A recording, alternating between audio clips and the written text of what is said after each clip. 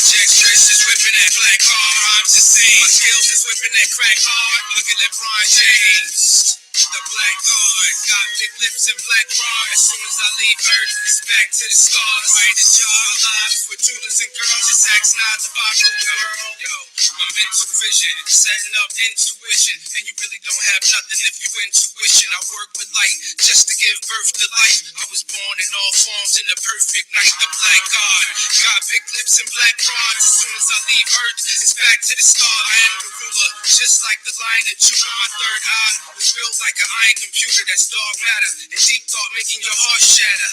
I sleepwalk, talking with smart chatter, so I don't need you to ride or die with me. I got ancestors that vibe from the other side with me, and they beam up life after death. We got noses on our eyes cause the light suppress my priceless flesh.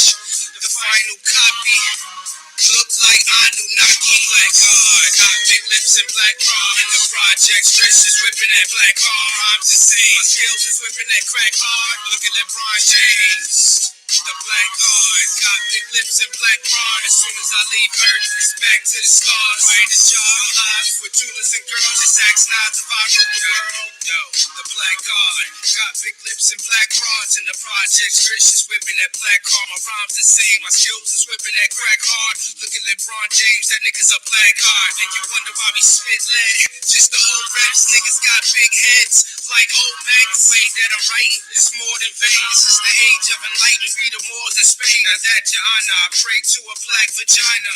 Even the Pope prayed to the black Madonna. And bright as I be, I'm the greatest of all time, like Muhammad Ali. And when I die, baptized in the fire, only fly at night, black skies are higher. Prior to job, my lives with jewelers and girls, just sex nods if I rule the world, rubies and pearls. The black God, got big lips and black bra. In the projects, Trish is whipping that black hard. Rhymes the same, my skills is whipping that crack hard. Look at LeBron James. The black guard, got big lips and black bra. As soon as I leave Earth, it's back to the stars. Right to job, lives with jewelers and girls. Just ask nods if I rule the world. Yo, the black guard, from infinite to infinite stars, it's infinite light. My life's got an infinite charge. The instruments to implement to give strength to your heart. The temple within, the imprint, mimic the art. Into the dark, the dragon spark the phantom from a higher consciousness. I talk with atoms, I live in the land, and I live in the stars, original man. I am the image of God, call me touch, I'm common.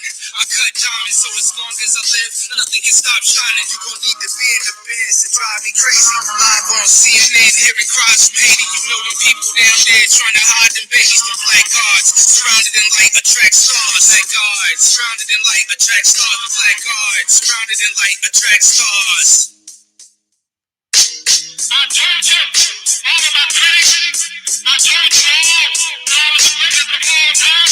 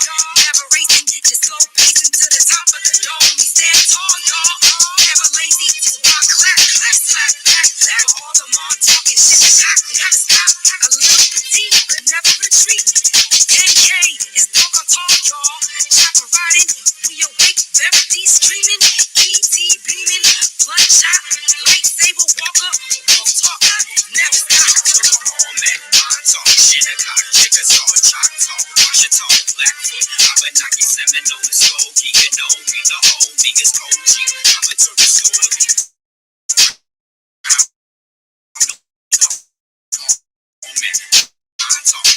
Abenaki, Seminole, Muskogee. You know me, the whole me is Koji. Coming to restore the crown of the tomahawk chop. An entire city block, big buffalo people coming back to wreck shop. Shit, pop 'em out and pop, can't stop the rebirth for raw. Indigenous rock with the native chant, Christ war dance, at a glance. Anyone who plans at the Shechem war dance, King 7th feather owl, the Moorish cola power. Make all these 14th Amendment rappers throw in the towel. Square compass and travel. These masons taking oaths, disrespecting ancestors, selling their souls to ghosts. I raise my glass, make a toast to Aboriginal folks, traveling through the cosmos. That's close, meaning that's on top. My wounded knee bandaged up, Black Hawk, what's up? What's on the most go? We taking it back from the tomb of the bones when we coming in the rooms and they zoom like Olmecs, Moors, Shinnecock, Chickasaw, Choctaw, Washita, Blackfoot, Abenaki, Seminole, Muskogee. You know me, the whole me is OG. Coming to restore the crown of the Olmecs, Moors, Shinnecock, Chickasaw, Choctaw, Washita, Blackfoot, Abenaki, Seminole, Muskogee. You know me, the whole me is OG. Coming to restore the crown of the OG. The heavens let the sunshine in. This is tears and empress. About to begin. Giving love to all the ancestors that's tuning in. He comes into the tears with some offering.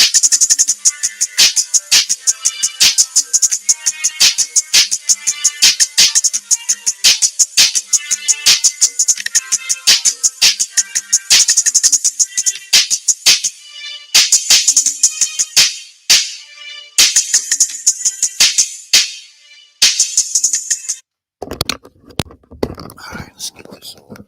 Peace, peace, peace, peace, peace. Now rocking with your brother, Anunnaki, aka Thompson's one.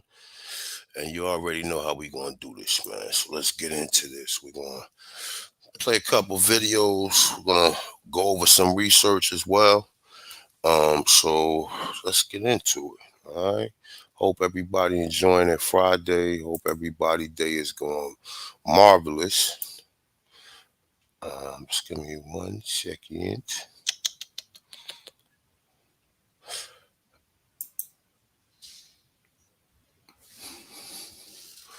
Oh, it opened back up on here. Shit. Let me see something.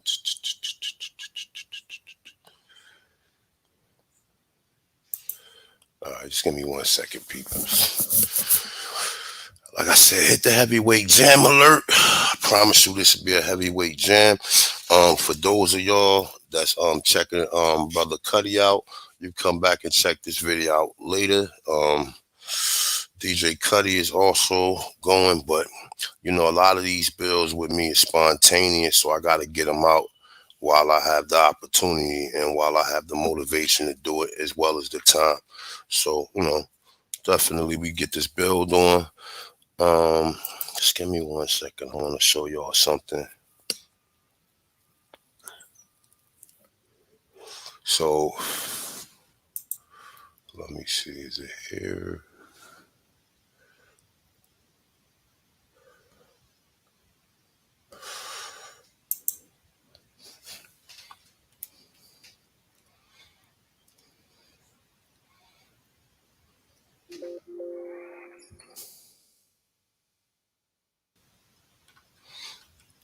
I'm still with y'all. Just give me a second.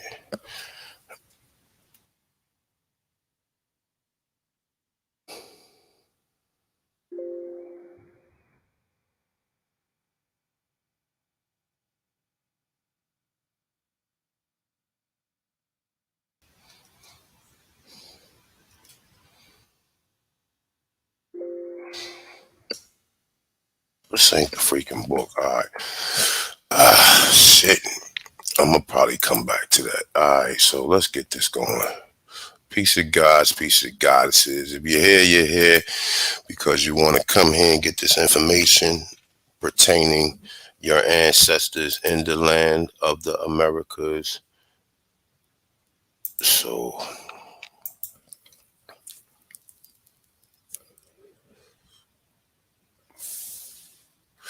Please hit the like button. Please share the video out. It's only 34 individuals in attendance. And please, if you like to donate towards the channel, let me see. Let me put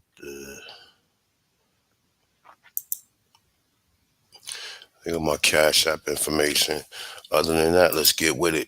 All right, this is something I wanted to show and prove to the people. So look, so it says religion, Amaru, right?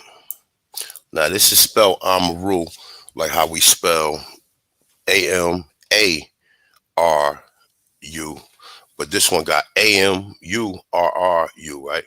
So it say Amaru, also known under the Sumerian name Martu, was a Mesopotamian god who served as the divine personification of the Amorites. Now, the Amorites are the Americans, the Amaru. Now, they change it. They changed a lot of this shit and put a lot of these things encoded. A lot of stuff is encoded, but I'm gonna show you some connections to this, right? So, it's saying the past scholarship, it was often assumed that he originated as I'm sorry, somebody as an Amorite deity, but today it is generally accepted that he developed as a divine stereotype of them in the Mesopotamian religion. As such, he was associated with steeps and pastoralism. It's saying as evidence by whatever the chronic graphic. While this was initially his only role, he gradually developed other functions, becoming known as a god of the mountains, a warlike weather deity, and a divine exorcist. He's the first attest in the documents from the third period, chiefly in Samaria and Acadia. Now remember, Acadia is Canada, okay? Acadia is Canada. When they talk about the French, they talk about the French coming from Canada. Now check this out. Let me show y'all something real quick. So look, this is, I kind of like this website because they put a lot of stuff out there that a lot of regular websites wouldn't even dare to put out there, right? And they make a lot of cross connections, and they tell you to do your research according to the research that's provided by them, right? All right, so you go down, we see this is the Father Crispic collection. This is King Mubi or Chief Mubi, right? On the right here, you see him writing, got a pad and everything, got the feather crown on, right? And you see what they call this deity to be so-called Thoth. And you see how he's dressed, right? Now I seen Israelites dressed like this with the breastplate with the emeralds in it, like you see on the what's the shit Thanos got? The infinity gauntlet, right? The same diamonds or stones or precious rubies and gems you see within them is the same thing that was on the chest plates of the Aborigines, right? Now check this shit out. It says representation of the Sumerians elite detected in the Father Crispic gold tablets, right? Now check this out. It says, let me open this up a little bit because my fucking eyes is bothering me. Let me just hold up. Give me a check. Let me see. Give me a check to make sure everything is being heard in its entirety. So give me a 1 if you can hear me. Give me a 2 if it's not coming out clear or I'm sounding robotic.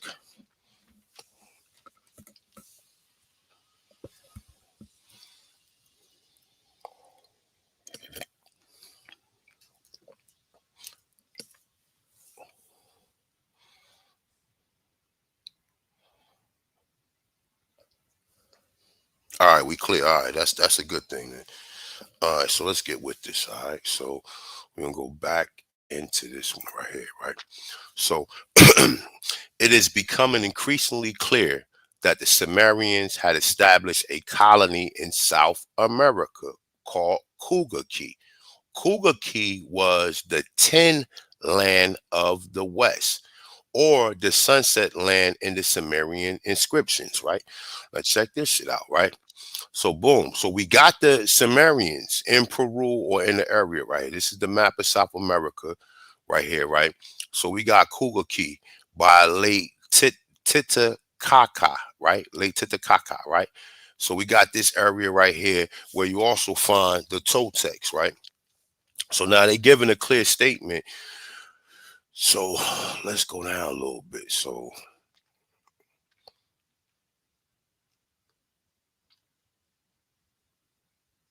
all right, give me 1 second. All right, the Sumerian left several inscribed artifacts in South America. The Pocataya Monument and the Punic Magna Bowl were written in linear Sumerian. The facts that the writing existed on the Funeral Magna Bowl and Pakataya monuments in Samaria, and the identification of the Sumerian place names as, name on the Al Tiplano suggests that Ecuador and Bolivia was Cougar Key. Researchers have suggested that some of the gold tablets in Father Crispin collection may also be written in linear Sumerian. Father Carlos Crispic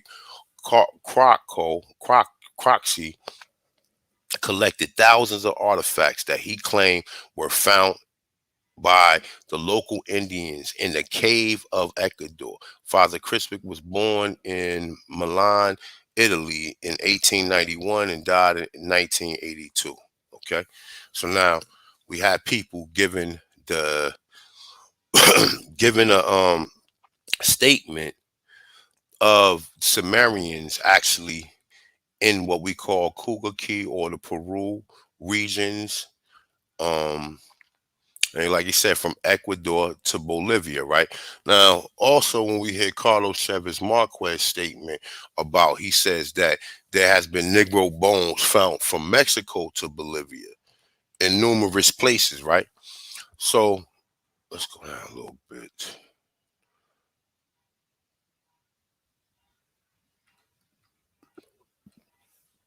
So these are some of the images that was found with Father Crispy.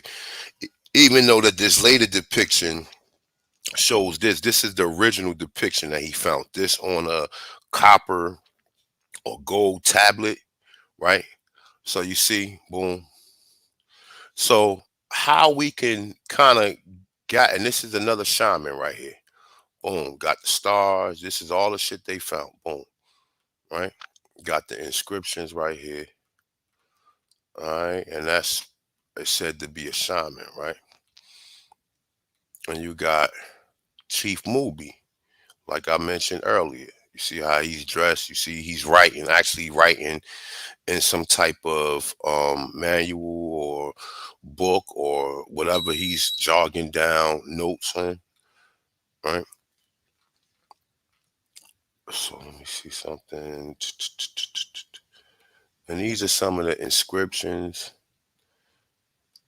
that they claim. These are the inscriptions that they found. Let me see. I want to see how far I go down because I haven't been on here. And this is actually, see, Shaman Talus, right? Shaman Talus. That's what they call him. But a lot of people saying that this is Thoth. No bad, sorry about that. A lot of people saying this is Thoth. And even when you see the serpent leaving the area where your pineal gland is at, right? In this area, right?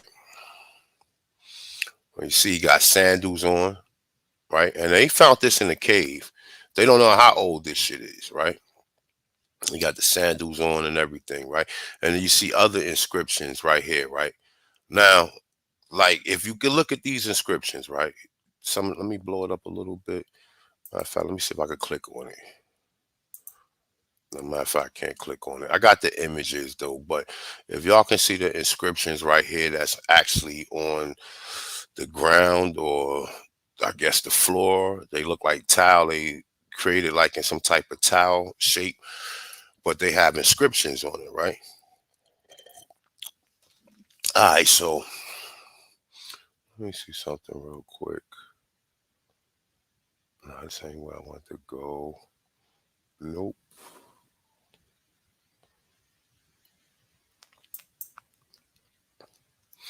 All right, so once again, the Sumerians also have a god called Amaru, right? They also have a god called the Amaru. Let me see, what's something else I want to pull up.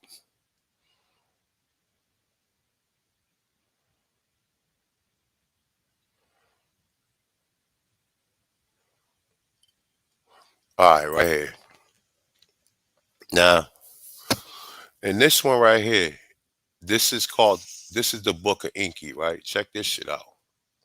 Look at this. We're going to get into this, right?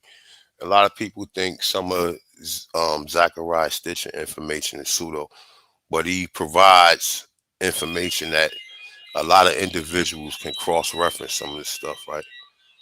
Let's see, I think I passed it. No, I didn't. It's up here.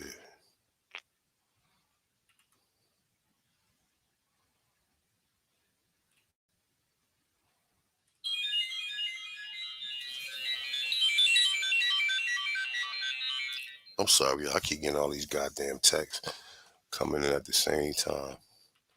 So give me a second. All right, now let's start here.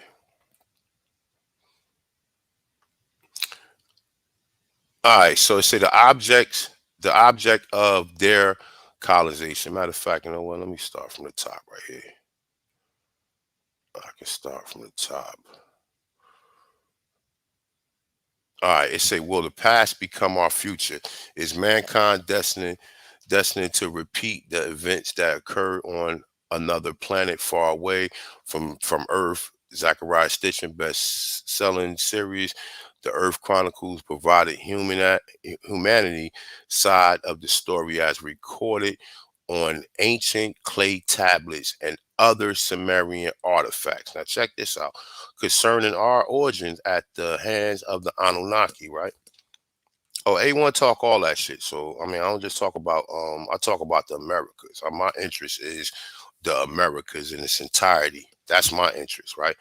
Outside of who I know I am. All right, I know who I am.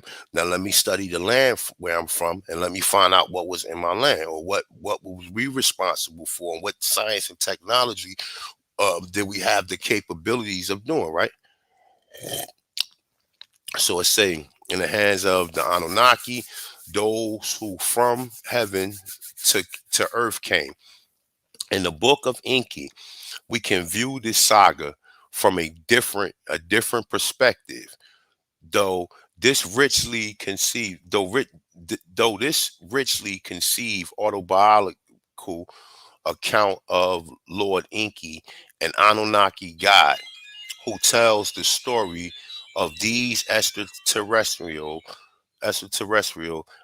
arrival on Earth from the 12th planet of Nibiru. Now, like I said, you ain't got to believe none of this stuff. I don't entirely believe everything, but I'm going to show you where my connection come from, right?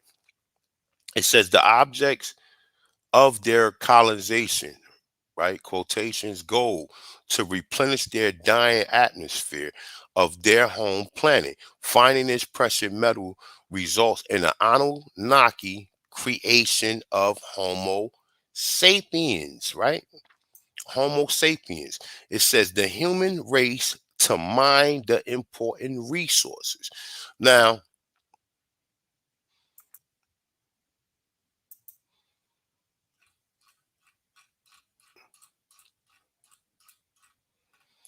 what did it say with the Sumerian? It said it became increasingly clear that the Sumerians had established a colony in South America called Kugaki. Kugaki was Tin Land of the West, or Sunland of Sunset Land in the Sumerian inscriptions, right? But then they also talks about that the tin is also precious metal, right? So we find these people right here on this side of the planet right here, which like some people say Bolivia, Ecuador, Peru area, etc. Right? But we do know that the tin land and they was actually mining precious metal in this area as well, right? So this is in South America. We can also cross-reference that back with the Sumerian god was Amaru, right? The Sumerian god was Amaru. Period. Amaru, America. Sumerian god was Amaru, right? So even when you get into some of these other teachings right here, like I just went over, right?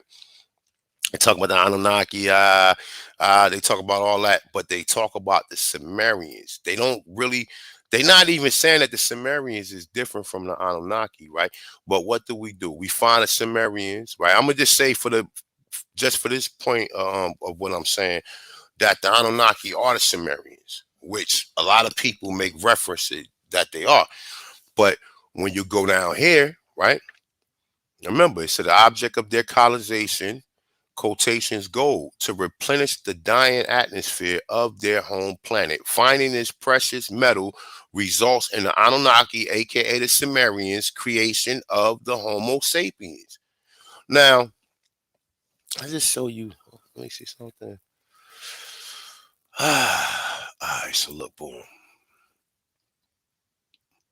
So this is something that I found that was interesting. I found this a couple years back in Church Ward's novel, The Children of Mu, right? So in The Children of Mu, they got the language or the, I guess this is the writing of the Lemurians, right? The Lemurians god also was Amaru, right? Then you got Maya. We find an Amaru also in Maya, right? But then we have Egyptian, right? So we're going to be getting into Egypt and cross-referencing with some of the information that was found over here that suggests that Egypt was part of the Americas, right? Or the what we considered that culture to be was actually part of America. Now you can see Mu and Maya pretty much has the same exact symbols. Some of the symbols may be off a little bit, but for the most part, we can see the A is exactly, B is exactly, the C is exactly, the Ch or CH is a little off, but it has the first so-called symbol right here. It just don't have the other symbols, right? Then we can look at the DZ, which is the same shit. Now, like I said, you have to kind of you have to kind of know what you're looking at and understand just the symbols in itself. Now we could go right here and we see the H and the E is similar, right? Some this one got two, this one got one, this one got three, but the H is similar too. Look how the H look all the way across from Mu all the way to Maya, all the way to Egypt, right? Look at the I. The I is the same all the way through from Mu to Maya to Egypt, right? Now, understanding this is just not no pseudo shit. This shit is supported by sources as well as linguistics and people who study ancient writing, right? So let me see. We can see the KH. The KH is only present within the so-called Lemurian language, right? We don't see it in the Maya language or the Egyptian language, right? When we get to the L, we see that the L is identical with the Lemurian L or their expression of L, as well as the Mayan expression of L, right? And then we go to Egypt, the expression of L is pretty much the same, except it has a couple of different symbols added into it, right? We go to M. M has some similar symbols straight through, right? When we go to, I guess, this N, N has also similar symbols going straight through, right? O, nah, they ain't got much going on for O. P, etc. So y'all can pretty much see what is going, right? And even within some of these symbols that I see here, I also seen some of these symbols that had some reference with the shaman that we just seen, that most people think is Thoth right here, right? Let me see. Hold up. Right, look. The symbols that's down here, you see some identical symbols in the Lemurian writing and the Maya writing as well as the Egyptian writing, right? So we can see that, right? Now look, the connection that I presented as far as the Sumerians, we could find evidence of the Sumerians in America, okay? In America. We know that in this area right here, the oldest so-called pyramids, which is Supe Kuru. Let me see. Yeah, the oldest so-called structures that's in America, right? We find this. Now check this out. Look. Now I say Corral, the oldest town in the New World. In 2001, the oldest town in South America was officially announced dating to 2600 BC. 2600 BC, 2023, that will be 48, 4800, 48, 4800 years, right? With the 30 with the 23 years, I mean 23 years added on to it, right? So it say they dating it back to 2600 BC. It said it pushed back the date of the first town with 1 millennium. What is most intriguing is that the town of Supe has pyramids contemporary with the Egyptian pyramid era, right? Now check this out. Let me blow this up a little bit. I'm gonna read a little bit of this before I play this video. I'm gonna come back so I can organize some other things. I got this shit. This shit is all discombobulated. All right. So look, sometime before 3200 BC, if not 3500 BC, something happened in the Nato Chico in Peru, right? And agronomical agronomical no-go area where hardly anything grows. This happens. This, however, is the site where the oldest traces of a genuine civilization, right? Pyramids included, were found in America. Okay, it's saying here at least 25 large ceremonial residence sites have so far been found. Now 25, 25, okay? It's saying of which Corral has become the most famous. The North Chico, roughly 100 kilometers north of the Peruvian capital, Lima, consists of four narrow rivers, valleys from the south to the north, and the Hara, Supe, Pat, Pativic, Pativical, Pativical. It's saying the ancient pyramids of Corral predates the Incan civilization by 4,000 years, but was flourishing a century before. Now look, was flourishing a century before the pyramids of Giza, right? Now check this out. Here you go, right here. Now look, a century before the pyramids of Giza, right? Let me see something. I had something else up here. Well, that's in that. Let me see. That might not be entirely.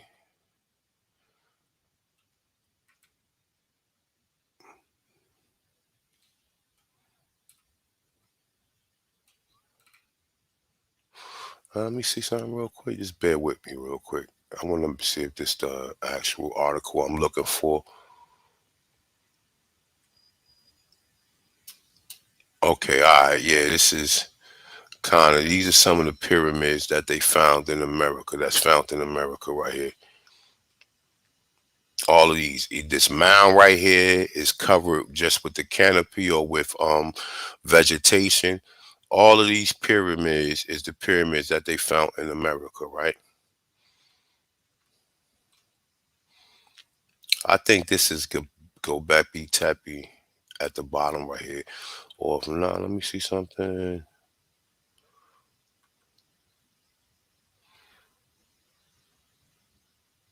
Well, no, that's in Japan. That's off the island of Japan. I'm sorry.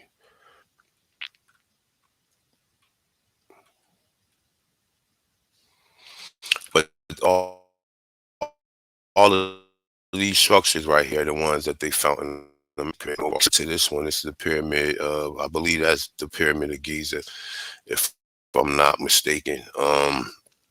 But as you can see the connections between the Sumerians, right? You can see the connection between the Sumerians and the people that was in Peru. The Sumerians' god is Amaru. Amaru was found actually in Peru, right? Peru was Amaru. We find Tupac Amaru in Peru, right? But then we find the Sumerians also with the same god. And it's like, yo, okay. So they changed, they didn't actually completely change the wording around. They just fooled people who ain't smart. Amaru, still spelt the same way. Amaru, Amuru. Okay. All right. So let's go ahead, man.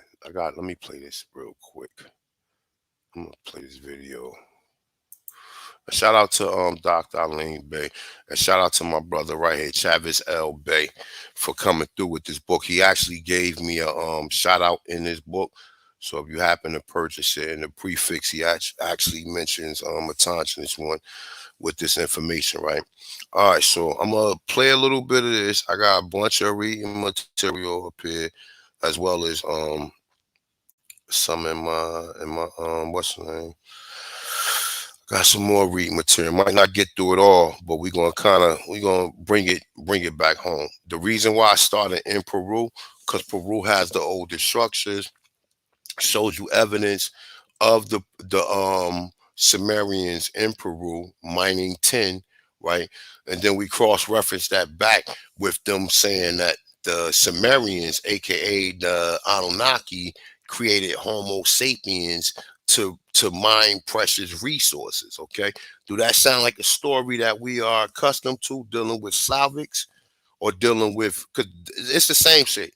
They tell you the Byzantine created the Slavics, or the Byzantine gave the Slavics the name, but they don't really they don't really give you enough information for you to be able to visualize that these people was also created. So just like I said, we trying to put back the pieces and the puzzles in our story, okay, not his story, but our actual story. And none of these people is going to write everything verbatim. So we have to be on our P's and Q's when we hear certain things. The Sumerian god should not be the Amaru. Amaru is the name of this continent. Oh, but we find the Sumerians in America too.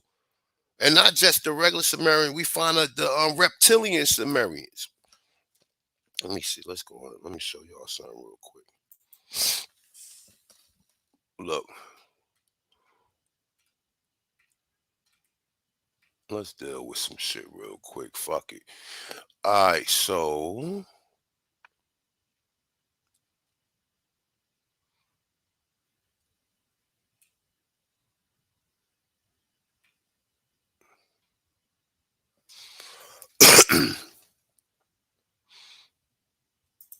we showed this a couple months back.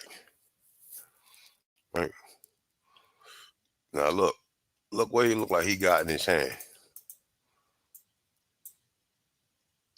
Look, I don't know if that's Bigfoot or that's a fucking mongoloid, right? But this is Chief Mubi, right? And this is part of the Father Crispy collections, right? See, all this shit adds up when you're dealing with the Americas, right? Let me see something. Go back to the top.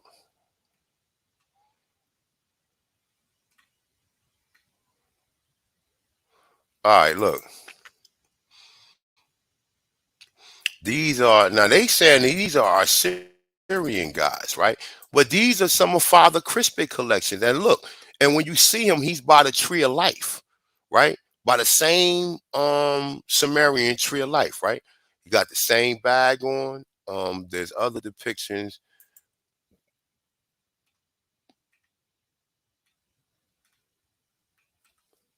Hold up for a second.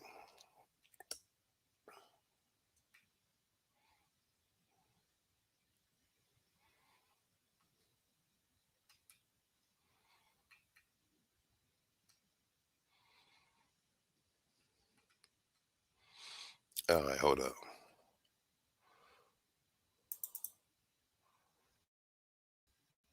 There goes some of the other depictions. And you see, got that bracelet on that. Some people, AP say, think that's some type of time traveling machine, right? All right, now I'm going back this way. It's another statue that they found in Mexico. You see the nose is going. Anytime you see the nose is going, you already know why. Because these is Negroes, right? Another image that they found in one of the mounds. I think they found this in a spiral mound. But hold on, let me get back to what I'm talking about. Because I'm gonna get lost when I start going through like that. So let me see something. All right, so let's get to that collection that I was looking at. Now look, these are what the Assyrians looked at like, right?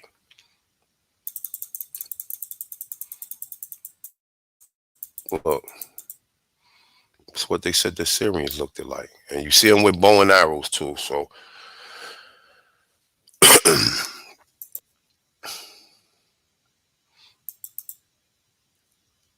so let's go down some.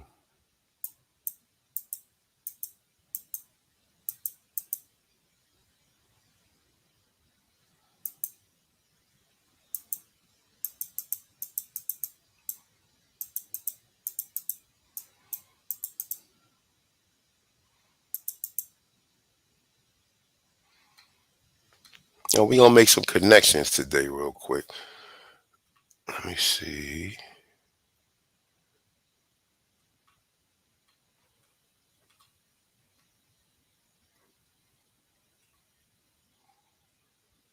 All right, look. I got this from Hakeem Bey, so-called book. He said they whitewashed it, right? But this supposed to be the king of Peru, right? Which they gonna do the remix single, right? But this supposed to be the king of Peru at that time. Now we do see some similarities to his headdress and some of the stuff that he got on, but we know he ain't look like this because we can look at how the Sumerians was dressed. The Sumerians got the same type of fez type the fez type of, I don't want to call it, I want to say headdress. I don't want to call it a hat because it's not a hat, right? And then look, we can see these similar things dealing with the Toltecs, right? Right? The Toltecs got similar headdresses as we see the Sumerians with, right? And this is also in Peru, right? And as well as the king of Peru that we just showed.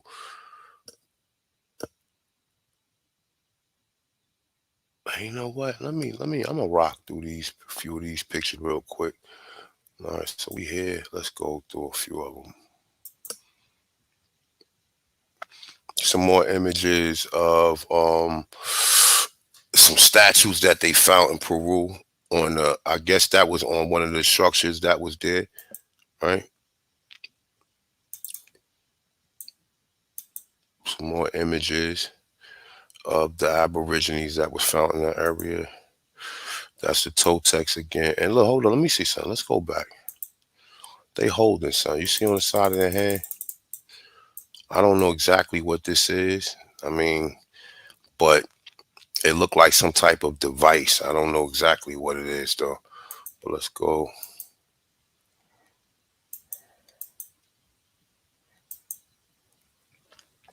Another image. Notice the nose gone. Found this in Americas now. Let me see something. I had another thing up here, boom, that looks something similar to that, right? Uh, this is an old article that I found. It said, "Who lived in Americas 50,000 years ago?" Okay. Now they found some type of scripted tablets. I can't really read it because it's kind of blurry, but they found this on the Pacific side. Okay. Now it's saying lost motherland. They always add move. So like people do not let people tell you that Lemuria is fake because the people who really do the archaeology work, they believe in it. We the only people who don't believe in shit, right? if you happen to give a fuck, because I mean, if you happen to give a fuck about any of this shit I'm talking about, outside of that, this is just for entertainment purposes, right? And these is, see, they don't show this one. They don't show this Boma Park mural and show the different levels. But let me get back into the bill because I'm gonna get lost with this. I'm looking for something particular.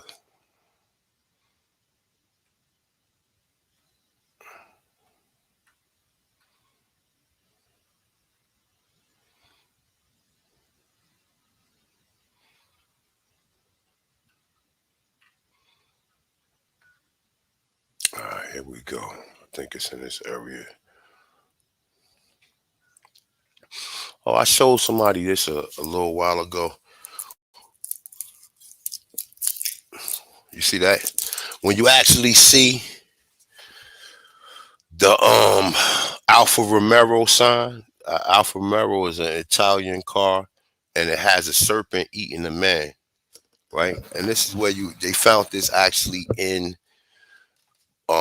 Mexico or Central America, and it's actually the same thing as the so-called Alfa Romero symbol, but the Alfa Romero symbol is upside down, right? Similar images, right? Let me go back out. All right, let me see. I'm looking for something particular.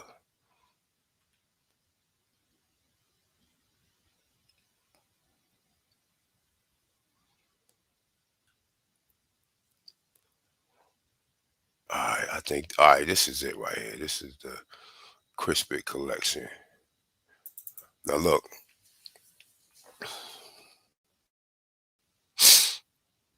these supposed to be the Sumerians or the Anunnaki, because I told you they both one and the same, right? They got that bag with the wings on. Some more images.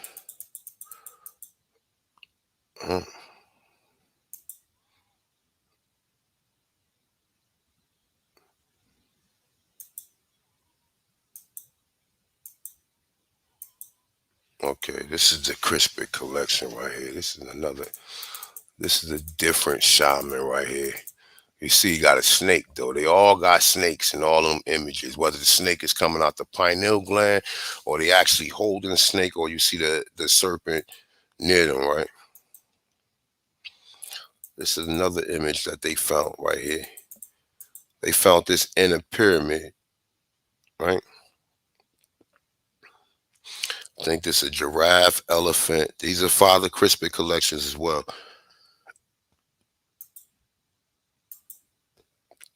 All right, so here you go right here. Now look, Ecuador, Mesopotamia. Okay, the same images.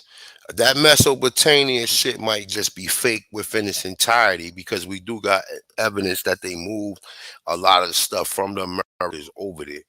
Okay, but they find this in Ecuador, the same exact image, right? Which people will be saying that this is the Anunnaki or the Sumerians or whatever the fuck you want to say, right? I mean, whatever they got out there. So let's get into this bill right here real quick. I'm sorry, hold up. Let me go back out. All right, so let's go back. I said hit the like button, share the video out so we get some more people viewing it. And like I said, you like to donate to the channel, the Cash App is on the screen. So let me go back into this, play a little bit. I got a bunch of different shit.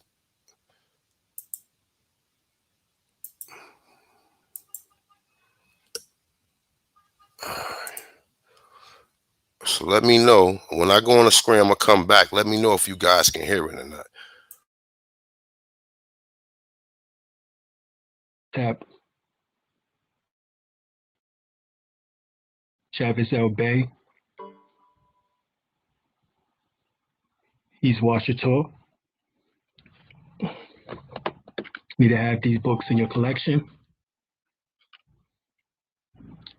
From where I did with the first water, he went further as far as with the information is concerning how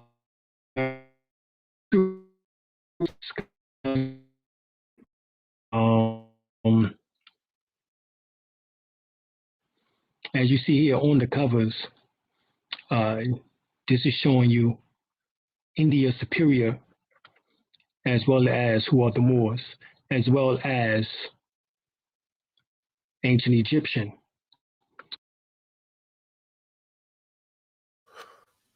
All right, I see one on in the chat room. I just want to press one for me if you guys can hear it, because I don't want to repeat what happened the other day. Okay, so just press one if you guys heard thus far. I'm gonna play it again just so you guys can hear it. This is your Shiva temple, Isis temple, All and right. the Cheops pyramid. All right. We know that there's been hieroglyphics found here. American tribes, in particular the Mick Mack or Nick Nack, hence the I guess you can say the song from when we was a kid, Nick Nack, Patty Whack, give a dog a bone. That was a diss to the Nick Nack or Micmac tribe, Native Americans, indigenous Aboriginal people, in which that had hieroglyphics or the Metru Neter as their writing. What we'll find out is that ancient Egypt was here. And this is not the West, this is actually the East.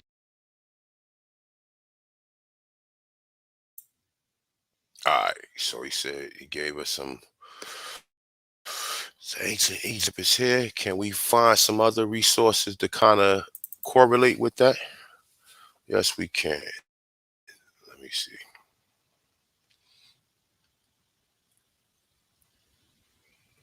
All right. So hold up, because it's something I'm looking for particular.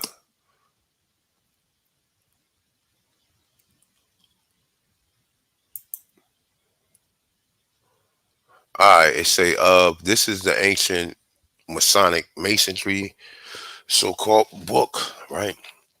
It say of this there can be no doubt. The pyramids were built by the Atlanteans long centuries before the Egyptians was a civilized country. It's saying why then were they built in Egypt instead of some parts of what is now America? Because Egypt was the center of the earth, and the Atlanteans with a vast knowledge sought the center for that will stand as a long time. All right. So this is just giving reference to, when they say Atlanteans, they talking about the Amaru, right? Hold on, I think I skipped over that part. Let me see something real quick. It's another one saying when the South American Indians came to Egypt 7,000 years ago, the night sky in Africa was remarkably different from that of South America, right? So he's giving reference, people giving reference to us leaving, going to there, right? So let me see. I'm gonna go back into that book in a minute. Just I'm gonna find the actual source that I was looking for. All right.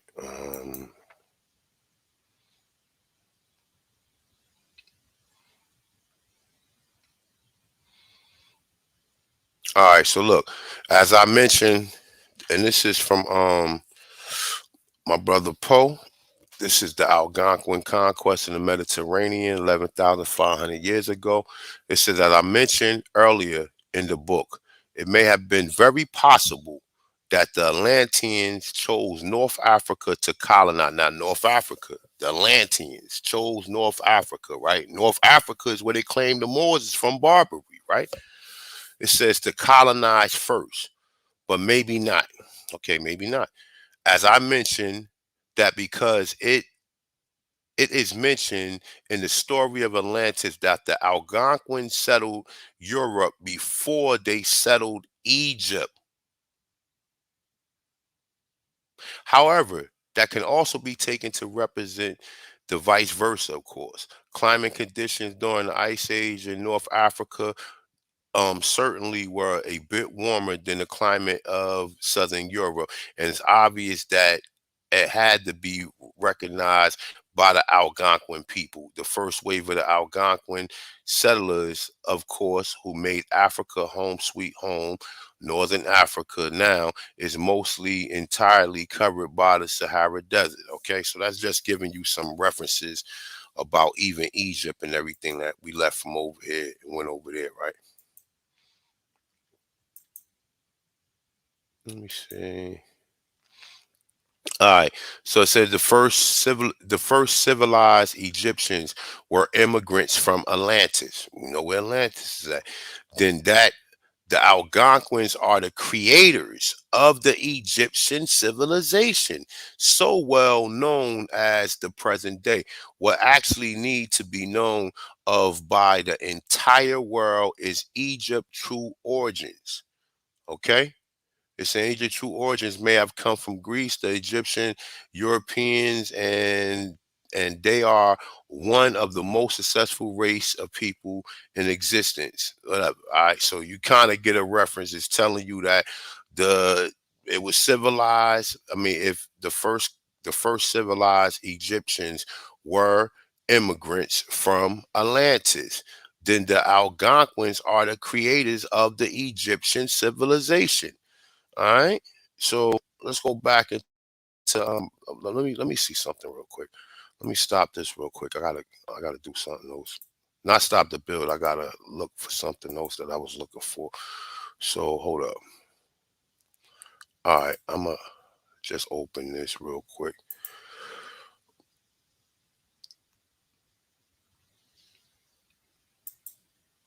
And which that I've taught about several times before in class. This is the old world and not the new world, as we've been told. They have reversed this information. They have reverse magnetic or the magnets, or in particular compasses. They have reverse history. We call it twistery or trigonology or reverse psychology. I have a term, whatever term in which that you want to utilize. This is what has been done in order to take us from not understanding what was really going on. So we know that according to historians, the Olmec civilization is the mother culture of the Mesoamerica. Now, they have done the research, the studies, paleontology, archaeology, anthropology, genetics, biology, et cetera, on the Olmecs, and they've stated that these are Africans. And really what they mean by Africans is not necessarily that they came from Africa. They're just simply saying that they have so-called dark skin phenotypes, thick nose, broad lips. All right. So a mother culture is a way of life that strongly influences later cultures. So if the Olmec culture is the oldest civilization in the Mesoamerica, in which that dates further back than 5,000 years, as we know, because based on Albert Goodyear Jr.'s professor, Dr. Goodyear, he stated specifically that at least 51,700 years ago, there was a so-called African culture that was here, and that could have been none other than the Olmec Empire, which is the Washita Empire, which is the Ultima Empire, which is the Moorish Empire. All these empires in which that they are stating are actually one and the same, as we have stated over and over again. So the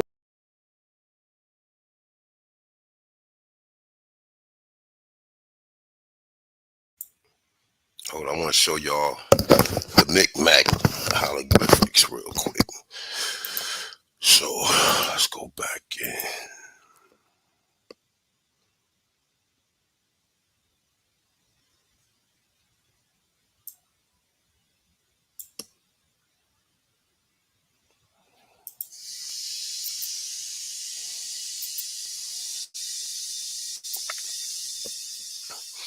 All right, so it said the case of the Micmac hieroglyphics, a powerful blow to isolationist theories, right? So this is the image of the Micmac hieroglyphics, right? Um, I mean, shit. And I showed y'all last week in one of the bills exactly where the Micmacs is at there in Halifax, um, Nova Scotia, and some of them actually was sent to Sierra Leone, right? So these are some of the hieroglyphics that they found, right? So I'm gonna read a little bit. All right. So it say written languages among Native American. Remember what they're trying to say, all right? So they always give credit to Native Americans, but we know the Native Americans are pseudo people, and the original inhabitants of this land would be the Atanchans, the Aboriginals, going by numerous different nations, right? It's saying written languages among Native American people was very rare. A notable exception, however, was the written language of the Mi'kmaq people, commonly called Mi'kmaq today, which sounds like my representing the definite article in their language. My, right? My, M-I, etc. Right? It's saying the word Mi'kmaq indicating the family or the people according to some sources, right? Well, check this out. It says the Mi'kmaq written language, which contains remarkably similarities to ancient Egyptian hieroglyphics, was preserved in an intense record by a French missionary named Pierre Mallard, 1710 to 1762. The fact that many symbols in the writing system resemble no, I'm sorry, many symbols in the writing system resemble so strongly and the sacred hieroglyphics of ancient Egypt caused prominent and isolationist varying levels of discomfort, frustration, and defensiveness, which usually manifests itself in the form of a scornful criticism of everyone who suggests there may have been some ancient connection between the civilization of the ancient old world civilizations and the Indians of the new world. Well, remember, the America is the old world and everything else is the new world, right? So just to give you a little insight to that, right? And check this out, right? Before I went in that, I showed you guys Church Ward's work, right?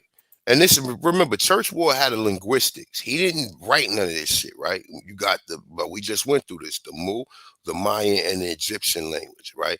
And you see the certain symbols, or we got the alphabetical terminologies right here, or alphabetical symbols, A all the way down to Z, but we do see some ch like does DZ, then we got KN, then we got ko, right? And then we got sh. And you know what? When you take a speech class, like that's something that they ch ch or sh. They make you practice that. I remember when I was coming up, because I had a fucked up speech impediment, as you could probably tell now. But and I also got a slur too, right? But however it go, I remember in the actual classes, or the actual tutor that I had, they used to always have me pronounce the ch or the sh and ch, right? Something that I fucking became accustomed to over the time, right? But we see Mu, Maya, and Egyptian. They might not all be the same, but we do see similarities, right? As well as the similarities that we actually see right here, right? Now, it's not entirely the same, But I'm quite sure that some of these symbols, according to linguistics and people who study, they can see the differential. Like I see this one. I see this one. This one is actually, let's go back. Let's go into it real quick. So let me see. It's reversed though. It's upside down. But we see, I mean, I can see some, I don't see the star in it, but I do see some similarities to it, right? And they saying, now let me see something real quick. We went through that.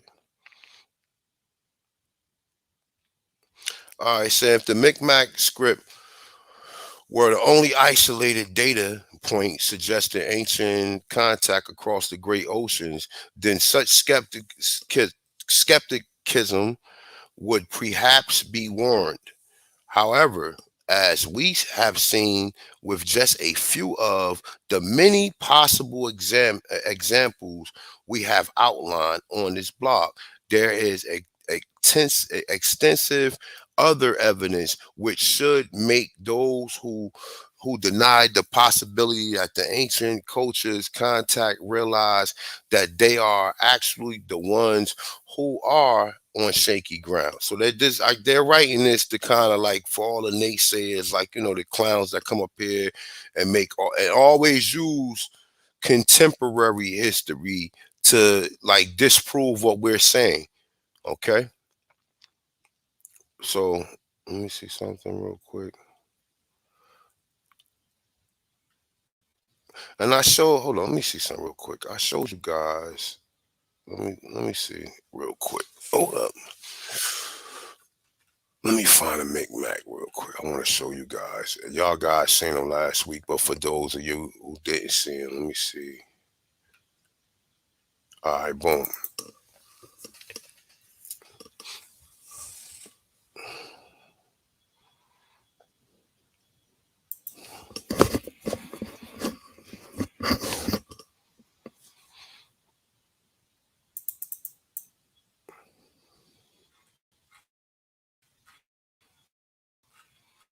And we went over this last show over here by Africans. These niggas just give all of our accommodations and credit to fucking Africans, right? This is like an Easter basket. This is where they got the idea from an Easter basket from, right? But nonetheless, I'm looking for the individuals, the people. So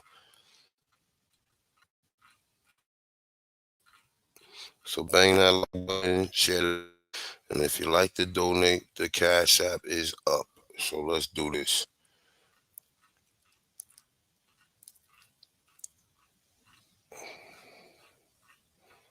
All right, so this is the image. Let me see.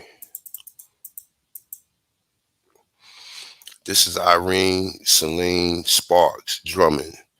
All right, so this is in the Nova Scotia Museum. All right, there go some more of their fans. These people look just like us, right?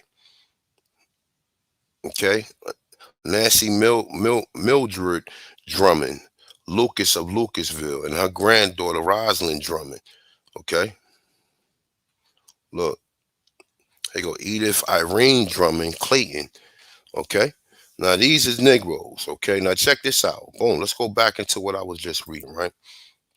All right, so it say numerous researchers has proposed that ancient Phoenician, Chinese, Celts may have had a capability and the inclination to cross the Atlantic and the Pacific, and may have done so somewhat regularly.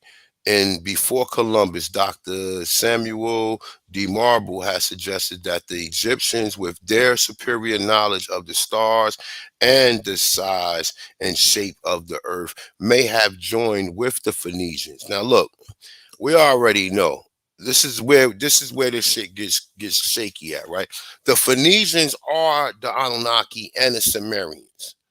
They are the Anunnaki and the Sumerians. They tell you that the first language is Sumer,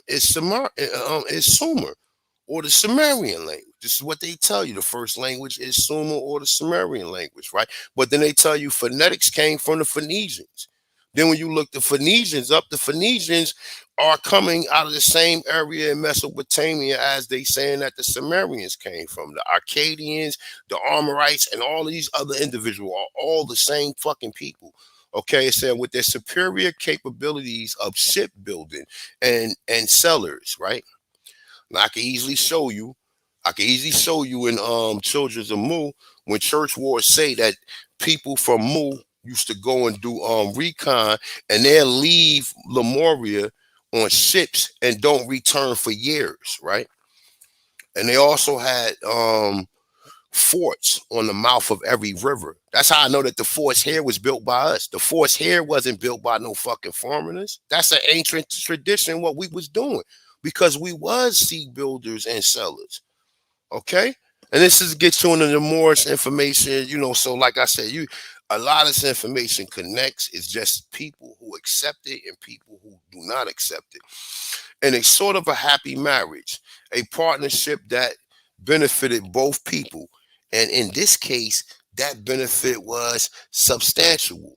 If there were Egyptians, right, present on the Phoenician voyages and of the discovery and trades with the Americans, it is entirely possible that the hieroglyphics of the Micmacs who lived among the excellent Sealanders of Nova Scotia. Now they saying that they lived among they are the Sealanders. See, these people be mixing shit up, but I'm here to add some sense to it, okay? Now remember, it's the Micmacs, excellent Sealanders of Nova Scotia, which are the Micmacs, okay? They are the Micmacs. I just showed you what the Micmacs look like. And this is according to them. This ain't according to me, okay? This is Micmac. This whole PDF is dealing with the Micmac basket making. And these are the fucking Micmacs right here. Look just like our people. You understand? They don't look like no, these are people. And then they also found some of them hieroglyphics in Virginia. I'm trying to see, does this so-called article actually mentions that? Let me see something real quick. Well, this is showing the area where the Micmacs is at, up here in Canada, in this region right here, right? Let me see something. Now, we just cross-referenced that we got that the Aborigines of America actually went over there, right? Just showed that in, let me say, I think that was in, hold on, let me see something real quick. Right here. If the first civilized Egyptians were immigrants from Atlantis, then the Algonquins were the creators of the Egyptian civilization. So that's the reason why you keep seeing all these comparisons, because everything came from here. Everything came from here.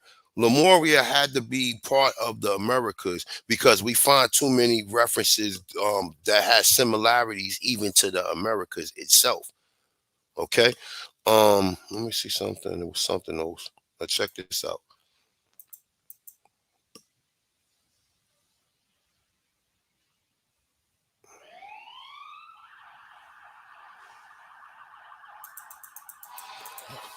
It's another source, right? It says the biggest change that the Sumerians have brought to Africa was the change in agriculture and foraging civilization.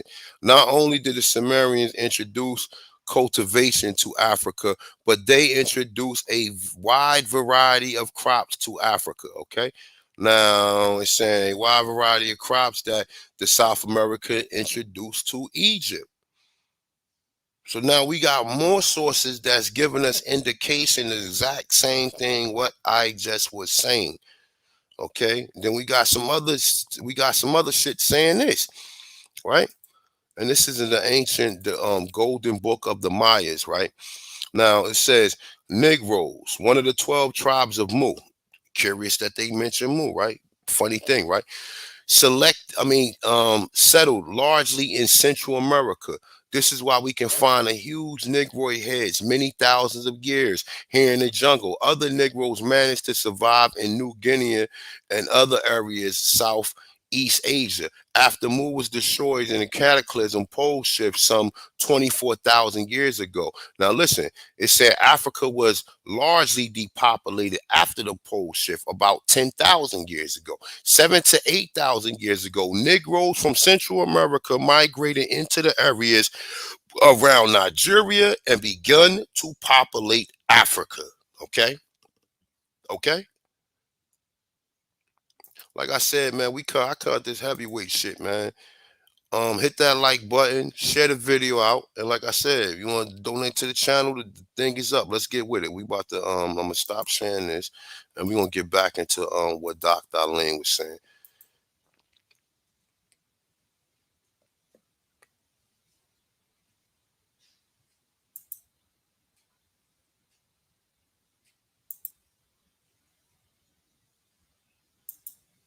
The Maya and the Aztecs.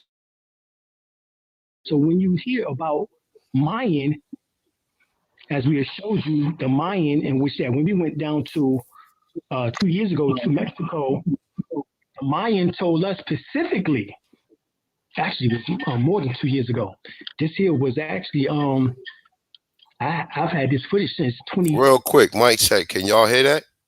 Press 1 if you guys can hear it. Let me hold up. You know what? I think I forgot to click the box. Let me see. Sorry. Let me go back. Okay, the box is clicked. Go back here. Let's go ahead. I think we had this footage ever since 2013. All right. March of 2013, in which that he said, have y'all heard that the Mayans did not build the pyramids? It was the Olmecs civilization. And he said that they are the Nubian Egyptians. That's what he referred to the Olmecs as. But he didn't tell us that these Nubian Egyptians actually are the Atlanteans. Prior to that, the Lemurians. Prior to that, the Hyperboreans. Prior to that, the Pangenians. These are all names in which that we've been told. All right? That we've been told historically, not telling us that these are the same people. So this is why when we go back and look at this photo here, it specifically states the Isis temple, the Cheops pyramid, the Shiva temple, and these are specifically areas in the Grand Canyon in which that demonstrates that the ancient Egyptians were already here. And this is before the building of the pyramids in the Giza Plateau. All right? This is before.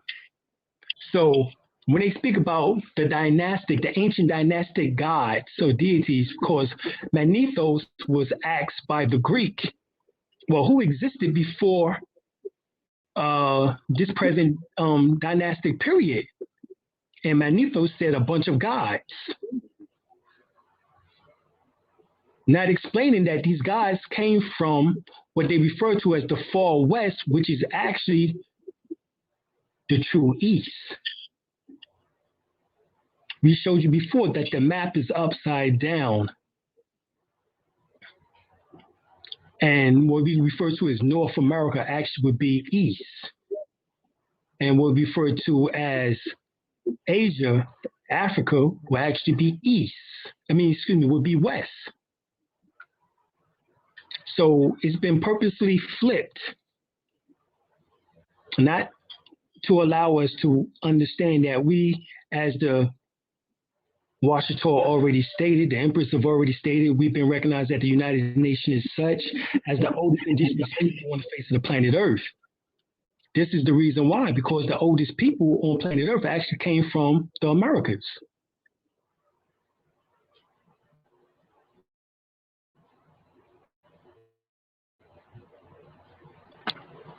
Right here, the Maya Indians civilized the Egyptians. Now, who are the Maya Indians? The Maya Indians are the descendants of the Olmecs, as we have already shown. This is a link to the Kansas City Journal article entitled Prehistoric Man. All right.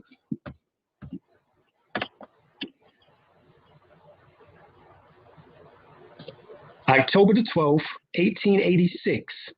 This article was written by Edwin Walters.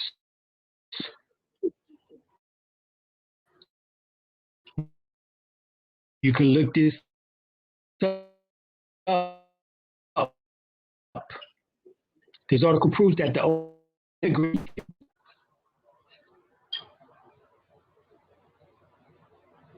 this article gives 6 facts to support it. Everybody, please mute your background. I'm hearing feedback.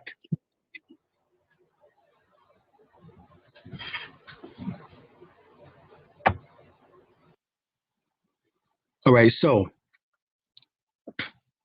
right here, Egypt was first peopled by immigrants from the Yucatan. But you would think that it was the Mayan Indians in the way in which that they look now. These are not the Mayan Indians. These were, of course, the Olmecs.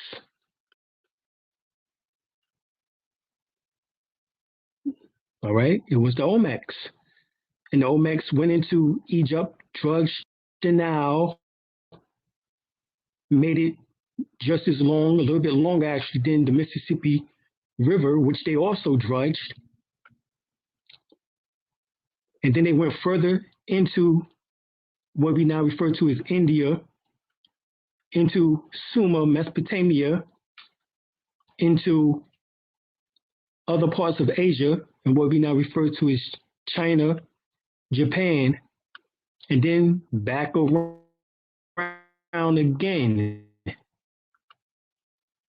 into the Americas, the Pacifics. Now, what Dr. Alim just said, right? Is there any truth to that? Let's see something real quick.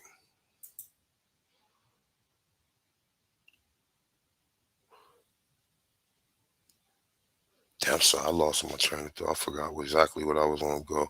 Oh, you know what? Let's connect something real quick. I have a real quick just build just to go over that, right? Because what it is connecting the dots. Alim Bey just said everything I just said, right? Now look, I'm gonna play this. I actually screen recorded this build that this individual was doing on Viper TV, probably about 4 years ago now, right? That was back in 2019, right? And he was dropping some heavy shit on there, showing the connection. So I'm gonna play a little bit of it real quick. Hold on, let me make sure. Let me see something. Let me go back out, make sure I'm sharing it correctly.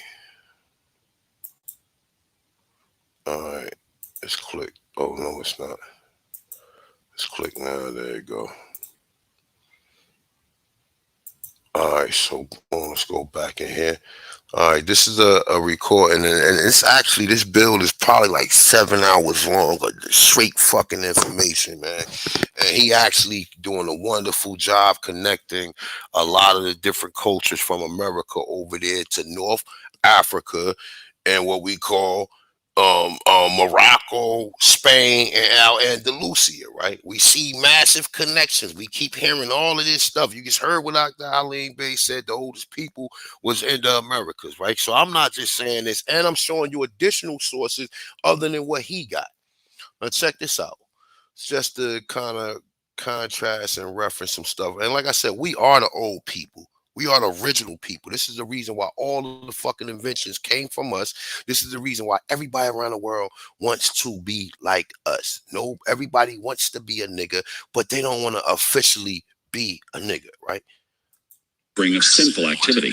According to the Basques, the giants were a race of very tall people who built various megalithic stone structures. In their later days, these giants became wild men of the forests. The theme of giants having built the megalithic structures, the most famous being Stonehenge, is universally shared across the globe. The Basques have the highest worldwide proportion of the Rh blood type. Due to this, some genetic research again purports that there is a link to Anatolia. Their language is also called a language isolate because it is supposedly not similar to any other language and its origins are unknown. The same is said of their culture. However, to me, it is not as isolate as generally assumed. Their culture is thoroughly Atlantean and has similarities to Iberian, which is no surprise considering the geographical proximity.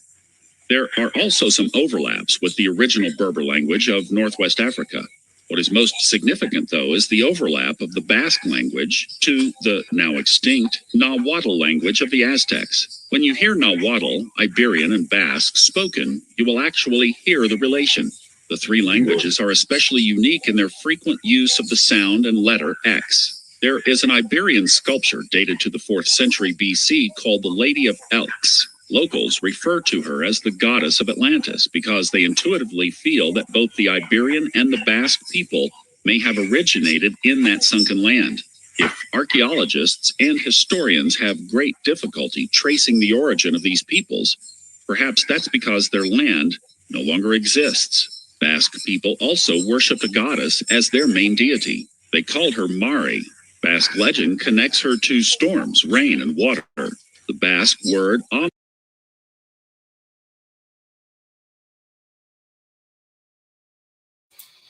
Now you heard what he said. Now you see the connections all up and down everything he's saying. Even if you dodge it, we know what the Basque people look like today, but they're talking about Moors. Them people got their culture from the original people who was there, and the Iberians are the Moors, or what you call the Moors. But if they called the Moors, then we call them the Amor or the Moru, right? But he just says something key right here, right? Listen to this. Listen what he said the Basque goddess was. Listen to this. Let me see. Let me go back a little bit right here. Rain and water. The Basque word Amari means mother. Basque mythology says she was married to Amari, nigga. Amari is Amaru. Bro, Amari is Amaru. All you see Amaru all over. Now listen what he's saying. Mary is Moru too.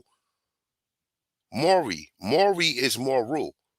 When we look up the term, now look, check this out. Listen what he say. A male serpent called Sugar. Su meaning fire in Basque, and curiously goddess as their main. Perhaps that's because their land no longer exists. Basque people also worshipped a goddess as their main deity. They called her Mari. Basque legend. Now look, Mari. I do this shit, man. I'm sorry, y'all. I do this shit, man. And I'm sorry a lot of people don't understand, right? Check this out. Now look, Mari, nigga.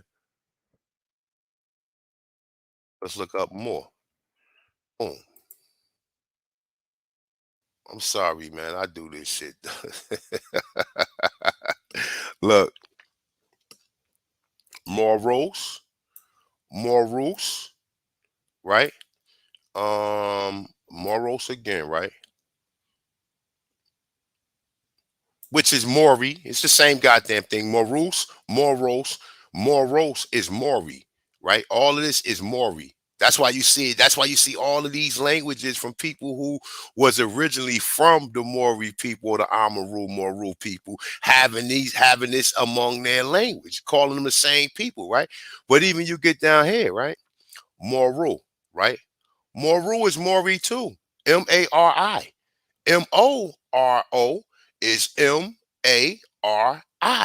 It's the same fucking thing, man. Okay? So let's go back into this, man. Like, I mean, look, let's go back. Listen what he said again.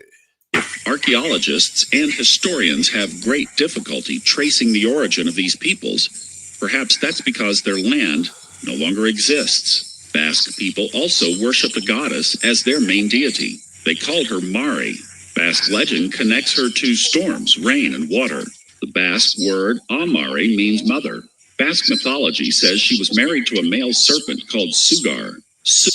A male serpent, a Amaru, Moru is the serpentine. Yo, all this shit, man. I mean, I hope y'all connecting this shit, connecting the dots, so these people can't keep on separating us or dividing us.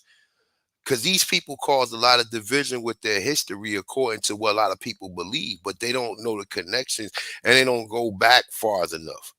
I do. I stay all over this motherfucking place. I'm called the Amaru, right? Now look, meaning fire in Basque, and curiously meaning water in Turkish. The same constellation and talks of feathered serpents can be found among the Maya and the Aztecs on the other side of the ocean. In fact, the ancient Basques also referred to their main goddess as Maya. In Greek mythology, Maya is the daughter of Atlas. You heard that, right? It says that the people over there in Basque refer to it. I mean, they have a goddess called Maya. The Egyptians got a goddess called Maya. Oh my God. Let me see something real quick, man. Nah, you know what? I'm gonna pull it up in a minute. And it is perhaps no coincidence that the Spanish mar refers to the sea and the ocean. There is a definite genetic, linguistic, and mythological link to the Mayas of northern South America. But it gets even more interesting. In the 17th and 18th centuries, there were theologians who claimed that the Basque language is the original language of the Garden of Eden. Their reasoning was that numerous words of the Hebrew Genesis story were similar to their Basque equivalents. These theologians were eventually ridiculed into silence. But if the Garden of Eden is indeed Atlantis, then this idea... Where they keep saying the Garden of Eden was at? In Florida. In Florida. You see all the connections? Oh, Moors is in Florida. Then Moors and well, not Moors, but the culture of what we call them Moors. But we already then went into this. We already see references throughout this, right?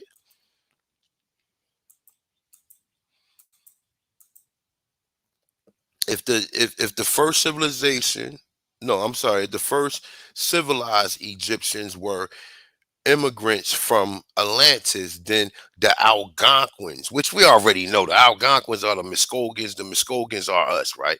And I'm not saying, okay, in certain regions, but understand our people are responsible for this, right?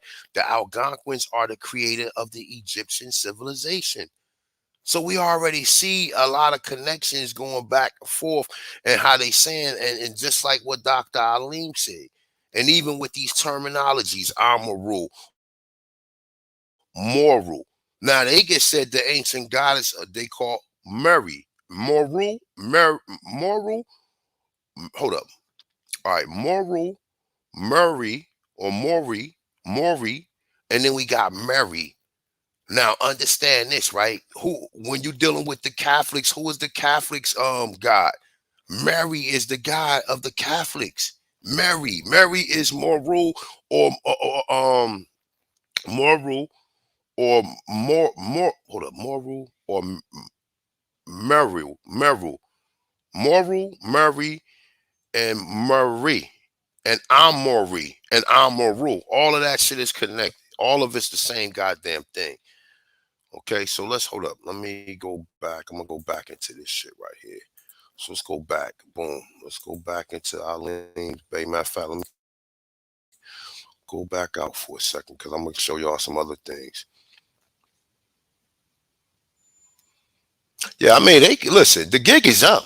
Don't let me do a lecture on this shit right here, cause I'm gonna connect all of it. I'm gonna connect. We ain't even get really into the Grand Canyon and deal with all of that shit.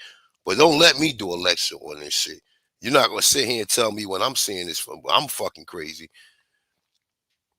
So all right, so let me stop sharing this real quick. Let's go back out, play the other joint for you, and I'm gonna look for some more material.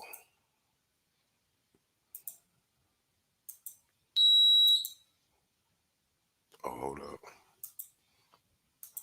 All right.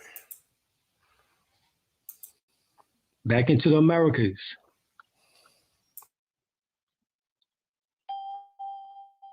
They was charting how large the world was.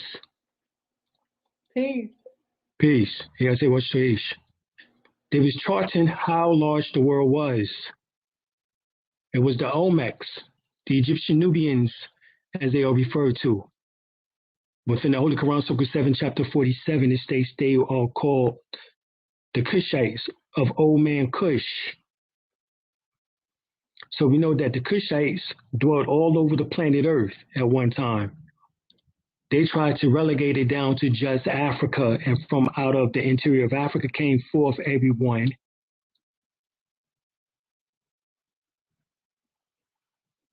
all right, which I have not, I would say this, that I have not found any relics in which that is older than 2.8 billion years old, in which that comes from out of South Africa.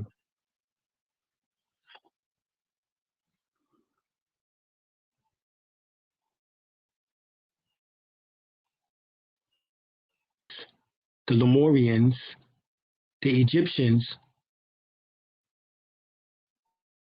all that was right here.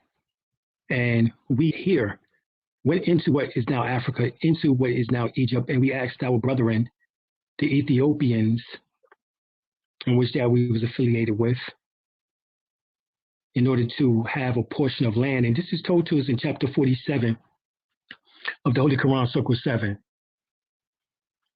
Do anyone have the Holy Quran, Circle 7? And can you read chapter 47 for me?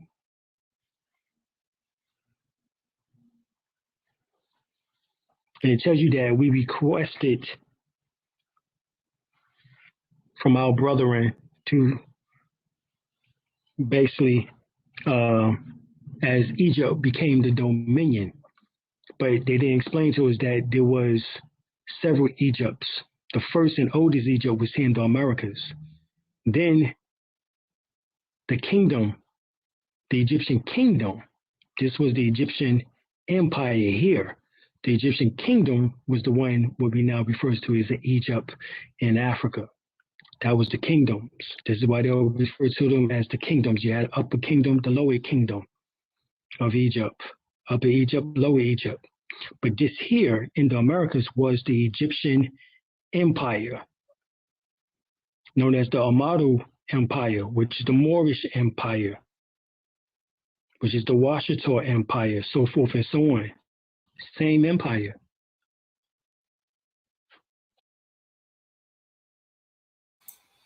And like I said, man, brother Alim, he is a Moor. I mean, I'm a Moor too, but I'm not, we got some difference among our so-called belief, right? He is a Moor, but he's also Washita, and you also heard him say in his other bills that his people was I think he said, oh man, Yamasi. He said Yamasi as well. Okay, so like I said, what doesn't apply, let it fly, and just connect the culture of the Americas and understand that America is the actual old world, right? So let's go back into it. And who dwelt within the Yucatan? Well, we know for sure that it was the Olmecs that dwelt in the Yucatan Peninsula area. They dwelt in La Venta, San Lorenzo, Tabasco. Their descendants now live in Guerrero, Mexico, where there's over 1 million of them still living to this day.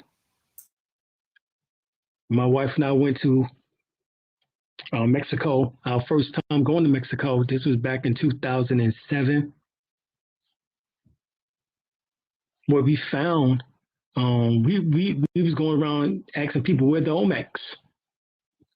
We went to the mall. There they were. It was a father and son, and he said, "We're Olmeca." I said, "Good." And we took a picture of them and everything. And they was dark skinned, broad nose, thick lips. And they was walking down the street in America. You would say that they was Negro. You wouldn't know any different. So it was fantastic for us to find that there were Olmecs, people who knew who they were in Mexico. Because as soon as we asked them, look, we was looking for the Olmecas, descendants of Olmecas. He said, "I'm Olmeca." That's what the father said.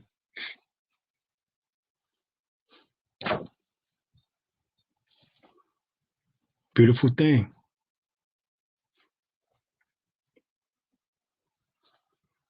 So this is the reason why, being that we know that the ancient Egyptian mystery school system, as it is called, is what developed Islam, Christianity, Judaism, the so-called monotheistic belief system, in which that later goes into what we now known as Egypt, into Israel, Jerusalem, Canaan, Phoenicia,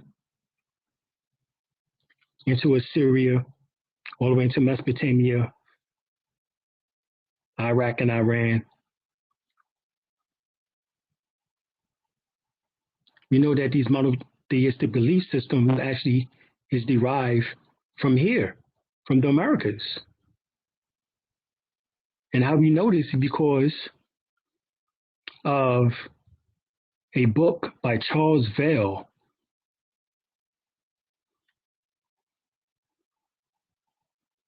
I think it was called The Mystics of Freemasonry by Charles Vale, V-A-I-L. And he specifically states in it that Freemasonry does not owe its origin to Egypt, but to the Americas.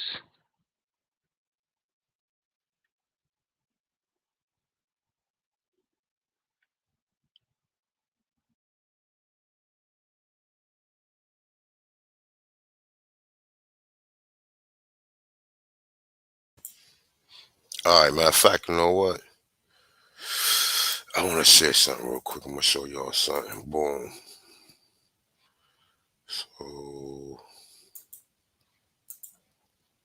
So he gets mentioned Freemasonry in America, right? Now check this out. This is from a so-called novel called the NWO Ancient Plan Secret Society, right? So you go right here in the novel, well, actually in the actual book, right? It talks about secret societies in ancient America, right? So it says secret societies have been active in most civilizations since the beginning of recorded history. Primitive secret orders have existed among African tribes, among Eskimos, and throughout the East Indies, right? And Northern Asia. American Indians, the Chinese, Hindus, and even the Arabs have elaborate religious and fraternal organizations. They say whenever they sprang up, secrecy was maintained in these groups for two reasons. First was to prevent condemnation and persecution in the event the right they practiced were made public. A second purpose for the secret society was to create a mechanism for a perpetual form let me open this shit up, man. God damn, man, my motherfucking eyes is going bad.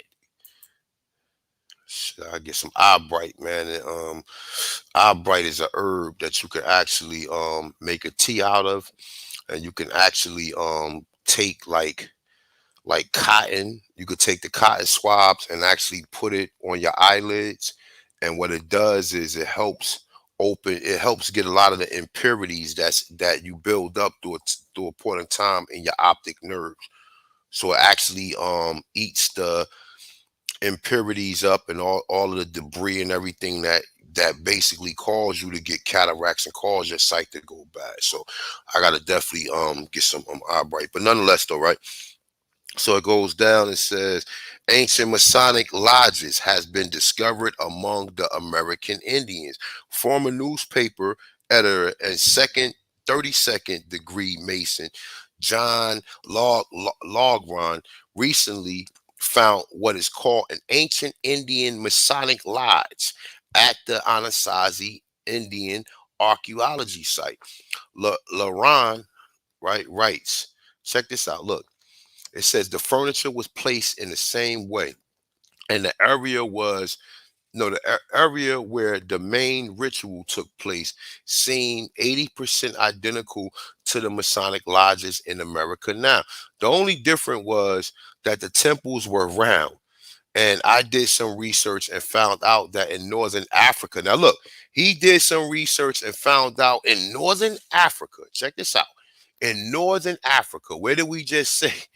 Who was in Northern Africa? Now I'm gonna show you a connection with the Anasazi in Northern Africa. Check this shit out, right? Look, I did some research and found out that in Northern Africa, the Masonic temple started out round, right? Now the connection, the round temples here and the Anasazi and Northern Africa, right? They all got Masonic temples that start out round. But check this out. Listen to this. It said in the ancient lodge, he was able to decipher symbols left by the Anasazi Masons that led him to a locator device. That device, in turn, led him to a hidden library. In this library were 50 rocks and clay tablets, which date back between 1000 and 1200 AD, written in what appears to be Arabic. It is interesting to note that the name Anasazi means ancient ones. Okay. So, as we go down, you also talk about this. Even the name America may be the product of ancient American secret society. In 1895 edition of the magazine called Lucifer, published by the Occult Promoting Theosophical Society, Arthur James Praise gave an interesting insight into the meaning of the word America. He said that the supreme god of the Mayan culture of Central America was known as Quetzalcoatl. Elsewhere was known in Peru. Now, I just connected the Sumerians to Peru. I showed you that the Sumerian god is who? Who is Sumerian god?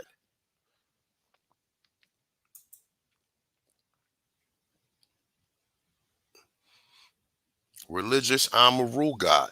Amaru is known under the Sumerian name Martar. Okay, it said was a Mesopotamian god who served as a divine personification of the Amorites. The Amorites are the Amaru, the Americans. Period. Okay, we went here. Boom. We showed.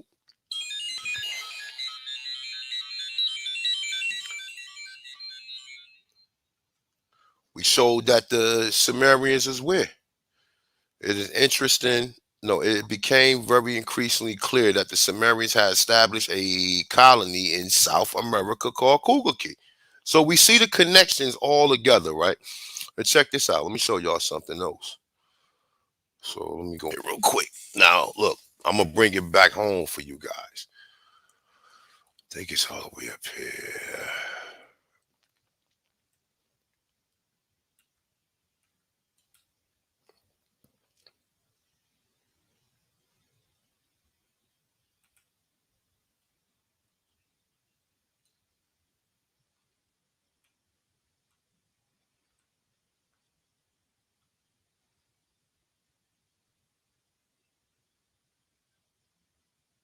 All right, look.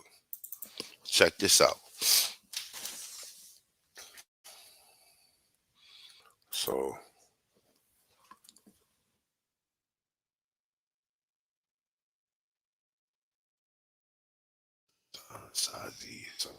hold on, let me see something. All right, boom. Here you go, right here. Anasazi. Now check this out. Look at this.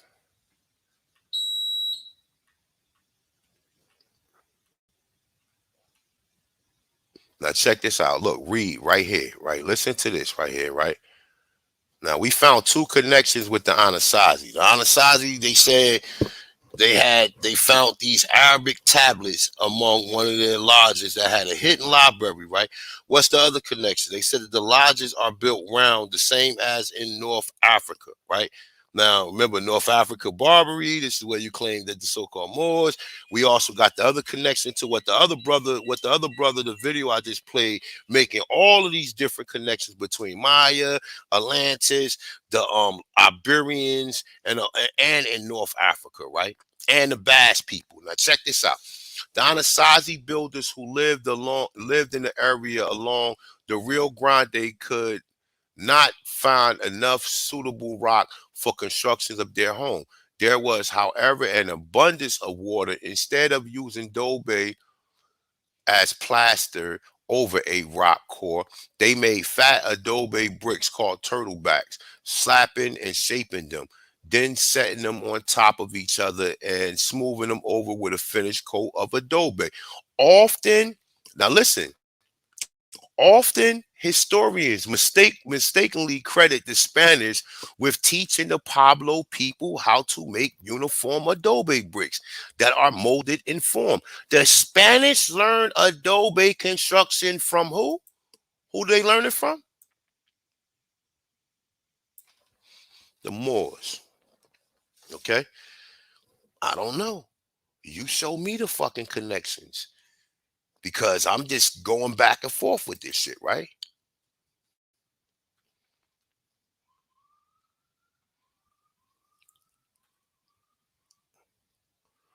The furniture was placed in the same way, and the area where the main ritual took place seemed 80% identical to the Masonic lodges in America now. The only difference was these temples were round. Then I did some research and found out that the Northern Africa, the Masonic temples was round, right? In the ancient lodge, he was able to decipher symbols left by the Anasazi Masons that led him to a locator device. That device, in turn, led to a hidden library. In this library, there were 50 rocks and clay tablets, which date back between 1000 and 1200 AD, written in what appears to be Arabic. Okay? So we got two connections. Oh, the Moors is Arabic. Oh, they was in North Africa. But the Anasazi got connections to them too. And it's not them, it's us. It's us. This history is our history. Often historians, let me click on this real quick. Often historians mistakenly credit the Spanish with teaching the Pueblo people how to make uniform adobe bricks, that they are molded in form. The Spanish learned adobe construction from the Moors, period. Okay? Now, they think that the Spanish taught the Anasazi, but then the Moors taught the Spanish, which they saying that mistakenly the Spanish didn't teach them. So how do they got the same building techniques as the Moors? That's in North Africa. Oh shit, but we find the Anasazi got round temples that similar to the ones in North Africa. Oh shit, but the Anasazi, they said it had these clay tablets that appears to be what they call, I'm not calling it, they calling them, they're calling them, what's the names? Arabic. Now I can easily go back and show you this too, right? And Mr. Stevens, the Mr. Stevens of Georgia, right? He said the Anasazi builders who lived along the Rio Grande. In his book said beyond the Rio Grande are the Mauritanian races and the Moorish people to who Mexico properly belongs to. Now I'm not saying they call us Moors. I'm telling you that the history that is our history is being, if you have a problem with saying the term more, okay, our history is being caught up in their history because there's too many different similarities. But then also I can show and prove. I just showed and proved that the Algonquin and been showing proving this shit for years. That the Algonquin went over to what they call the Mediterranean, which is Iberia. Do you see the connection? But let's go back. Maybe it's just me. I don't know. So let's go back and let me see what you guys saying in the chat room real quick. Let me see what you guys building on.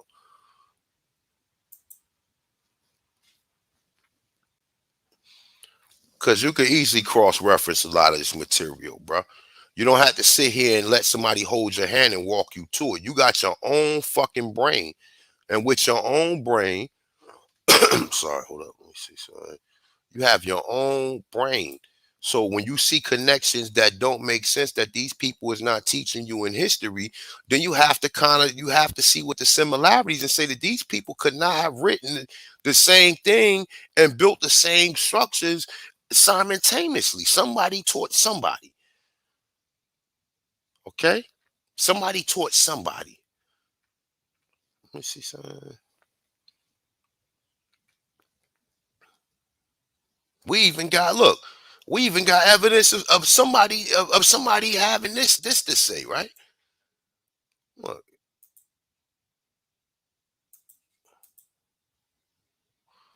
I already showed the connection, showing you that we left from the Americas and we introduced foods and culture and cultivation to North Africa. Now look at this. Here go another source, right? I just read the first time, right?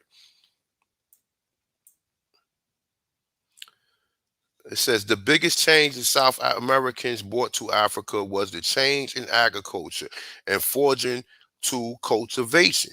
Not only did South Americans introduce cultivation to Africa, but they also introduced a wide variety of crops to Africa. The mainland of North Africa, at the time had amazing agriculture potential, but was lacking was the variety of agricultural crops. Shout out to Lucky for saying that the mangoes came from Africa, right?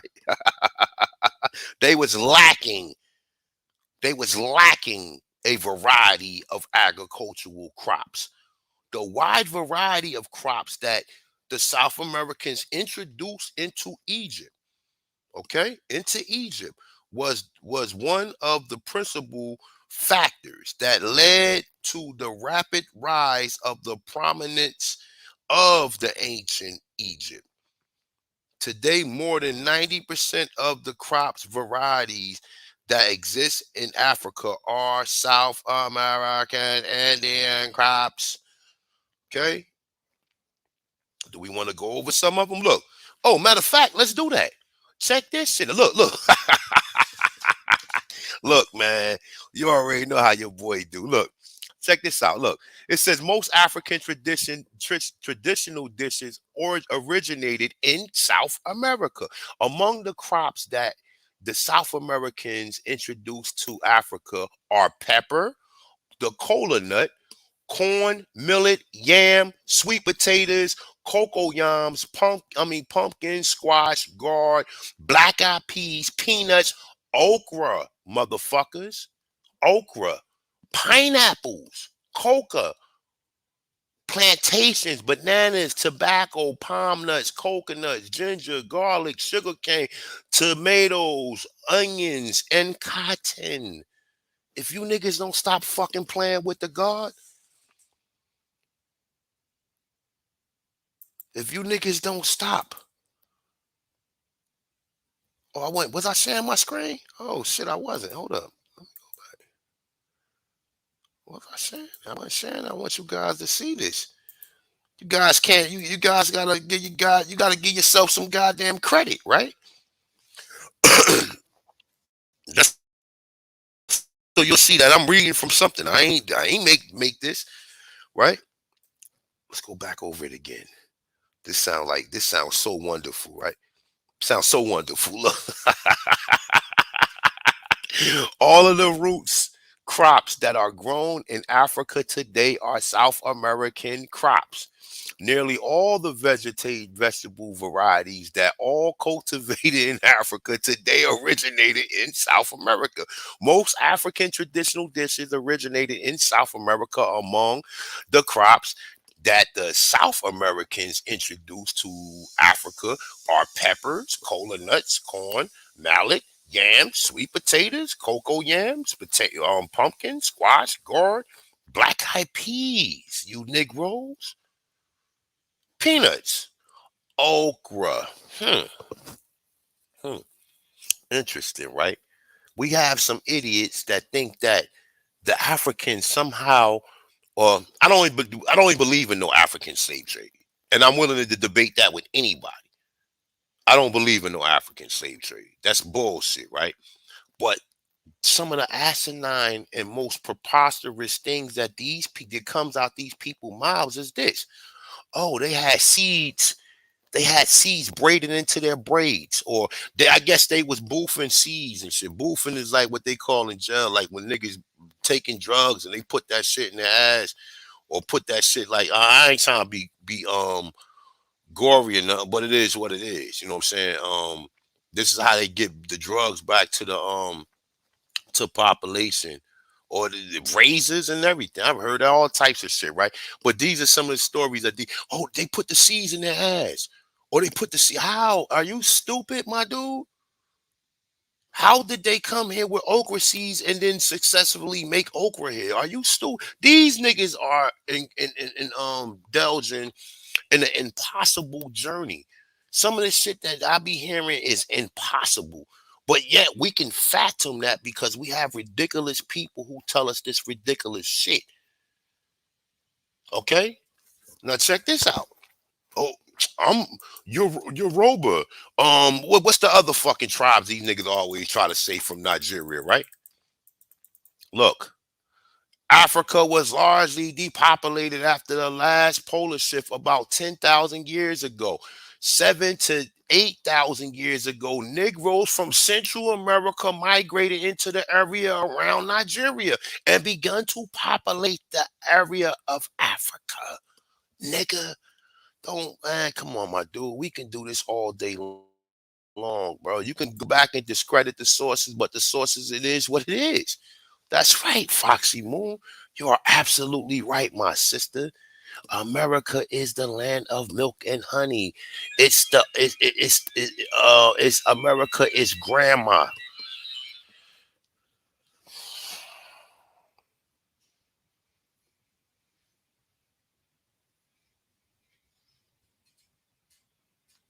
Yeah, you're right, Lisa. But I also show the Olmec. I'm sorry, the Mick Mack connection to Virginia. So even when they got them, I think that they actually found them hieroglyphics, right? The hieroglyphics. Let me see. I got them right here. Yeah, I got them right here. It's my sister. The same hieroglyphics that they found here, they found in the cave also in Virginia. Hold up.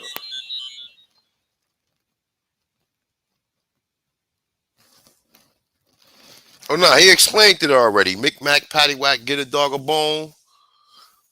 Mick Mack, Paddywhack. Okay. So let me see what's going on real quick, man. Oh, you already know this some heavyweight shit. Yeah, knick-knack Paddywhack. It definitely makes no sense. Yeah. Definitely. We see it all over. Look, you guys saying it for yourself, man. Somebody, look. Not me. I didn't say none of this stuff. I'm only giving you sources where I derive my information from. Aquamac, you're right. You're right. Sis, hit me up, man, so we could do that bill. But however it go, right? Yo, look, it is what it is. It is what it is with this shit, man. It is what it is. Y'all seen it for yourself. Like somebody else believed this shit, man. It ain't. I'm not saying it. Somebody else believes this shit. Why would they make these ridiculous? Oh, because they know. They know that America is the old land. They know already. Peace to the gods, man. Peace to the motherfucking goddesses, man. Let's get back into this build, man. All right, so let's get back. Where was I at? Let me stop sharing this. Go back here.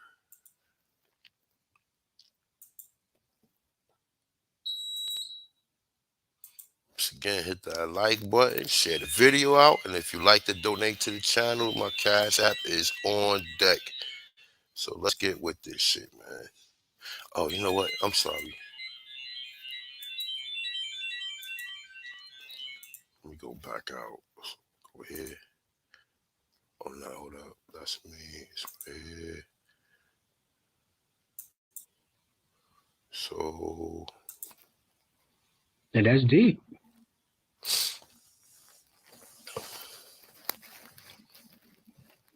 We know that the same prayer positions in which that is within what we now call the sun salutation of yoga in India or what we refer to now also in Egypt as the Egyptian or Kemetic yoga, have the exact same positions within Islam, prayer positions of what is called salat. The same prayer positions. Takbir, Qiyam, Ruku, Jalsa, sitting.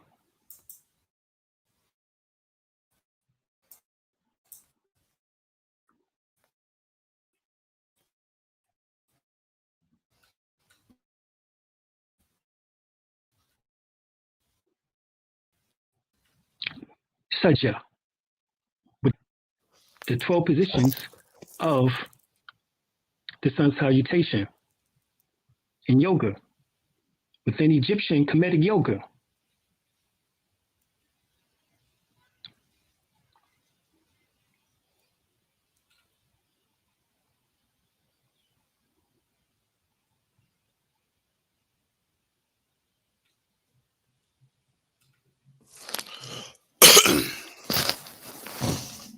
So this is sum of 565 names, 484 in the Americas and 81 in Canada of villages, towns, cities, mountains, lakes, rivers, etc., are etymologically Arabic. As we have told you before, Arabic, Hebrew, or 62 to 68% identical to the Metu Neter, which is the hieroglyphics, designated by locals long before the arrival of Columbus. Many of these names are in fact the same as the names of the Islamic places. Mecca in Indiana, Medina in Idaho, Medina in New York, Medina and Hassan in North Dakota, Medina in Ohio, Medina in Tennessee, Medina in Texas, Medina and Alva in Ontario, Muhammad in Illinois, and Mona in Utah are just a few noticeable names at the outset. A closer analysis of the names of native tribes will immediately reveal their Arabic etymological ancestry: Ashkenazi, Apache, Arawak, Araucana, Kaivan, Cherokee, Cree, which is actually a Selegi, all right, which is Ananuia, Hohokam, Hupa, Hopi, Mecca. Well, if you can't tell by Mecca, then something's wrong. Mohican, Mohawk, Nazca, Zulu, if you can't tell by Zulu. Let's check this shit out real quick. Hold up. Let me see something real quick. I gotta go back out. He mentioned something about the honor Yahweh or Tsalgi or Tsalgi or Cherokee or Cherokee or whatever you want to pronounce as. Let me see something. I got something for y'all that y'all may find to be. Hold up. Which one is it?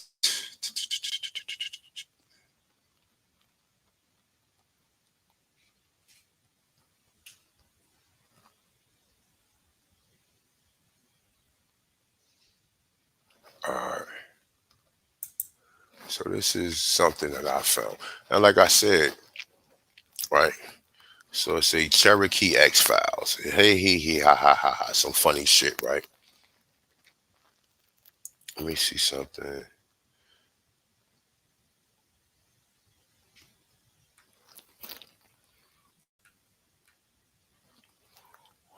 In this book, this brother's having this individual is having a conversation, right?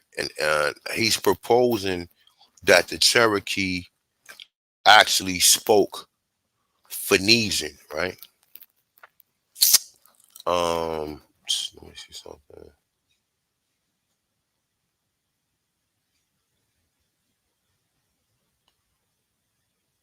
So, dear Cherokee friends, you'll be pleased to know that the Cherokee probably came here voluntarily. Now, remember, anytime they try and make an explanation for why is this shit here, they saying that they came from somewhere else. But we know America is the old world. We already know that, right? They said there are none other than Phoenicians who lived in what is now part of whatever, Turkey. Let me see something. Is this the one I was looking at?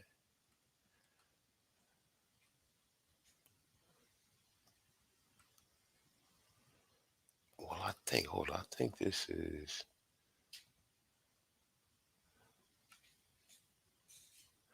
All right, okay, all right. So this is something similar. It's saying, I was told that the Yamasi Indians and the Moors were descendants of the Phoenicians and the Carthaginians. I would appreciate any comments that clarify my family history, right? So then he go down, talks about, saying, for now, I am going to deal only with the Muskogee. You can spell Muskogee, which is Muskogee, the Creek, Seminole, Yamasi, and the Appalachian in this letter. Nearly all the tribes and many place name in eastern United States have Hindu names, according to them.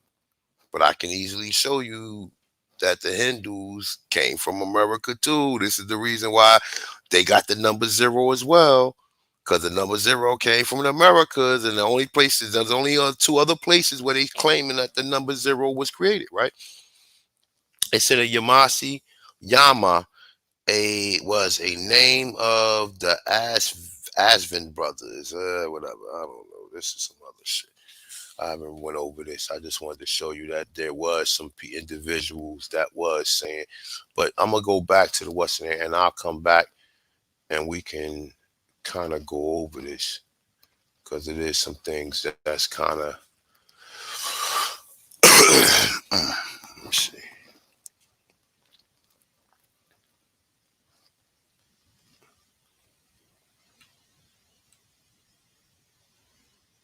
All right, hold up. Let me go back out. I'm gonna go back out, put Dr. Eileen back on, and I'm look for exactly what I was looking for. So let's go here. Audio.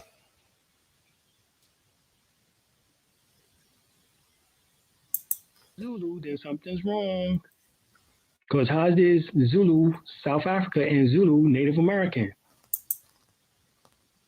And Zuni are only a few. Islam is America, is everywhere. One just has to look for it.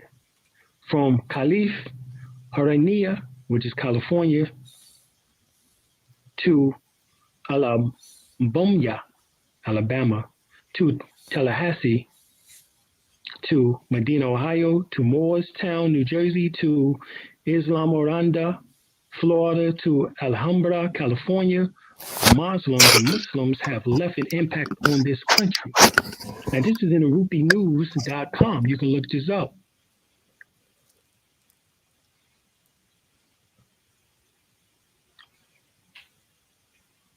All right, so we know that according to the Real Indians is the Negro, aka the Black Moors, by Dr. Ali Muhammad Bey.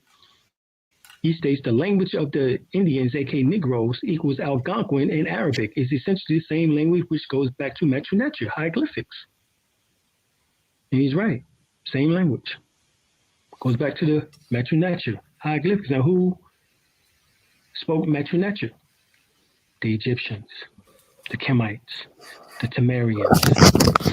So this is how you get this book called the Book of Mormon, another testimony of Jesus Christ. Metal plates and books of Mormon's replica, Crandall Printing Museum, Provo, Utah. So when you speak about the Mormons, you have to look at the etymological roots of Mormon and Moroni. It says the Book of Mormons covers the historical period of 800 BC to 421 AD. Moroni, the Negro angel, Moroni is the Negro angel revealed to Joseph Smith in 1823 the existence of golden tablets which were written the sacred or secular account which the book is based. 4 years later, in 1827, Joseph Smith received the plates and translated the African writings inscribed upon them. After publication of the Book of Mormons in 1830, the black son of Mormons, Moroni, took the plates away. Upon what basis does this writer establish the African identity of Mormon, of Moroni? Why is African used to describe writings contained on the plates? Read on. Well, once again, they keep doing the disservice of just going back to Africa, which there's nothing wrong with the word Africa. However, we know that that is a later name in which that they transcribed upon the continent Alkebulan, which we now refer to as Africa. Allegedly, Alkebulan is an older name than Africa. However, the ancient Egyptians, being that they came from here and went into what we now refer to as Egypt, Kemet, we find that there, the word Af, Afu, Ra, and Ka. Afu or Af means body, temple, house. Ra, of course, means sun, light. And Ka means spirit, breath. So, Afu Ra Ka simply means the body that houses the light and breath, which is the spirit and soul. The body that houses the spiritual soul. So Afu Ra Ka simply means the body that houses the spiritual soul. We all house the spiritual soul in this body. So therefore, we all are Africans. And they tell you this, but they don't say that there's African Europeans. They don't say that there's African Asians. They just say there's African Americans.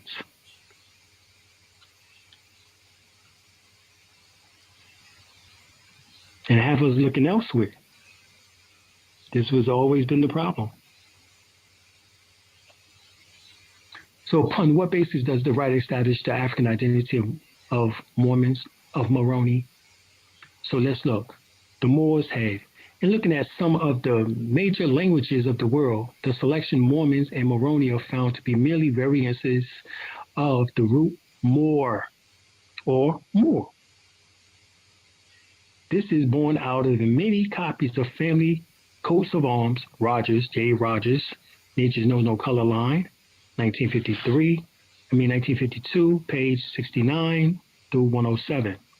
Another source validating Rogers' claim, Fox Davis, Arthur Charles, 1904, Franklin Julian and John Tanner, 1969, Brooke Littles, J.P., 1973, Gosh Henry,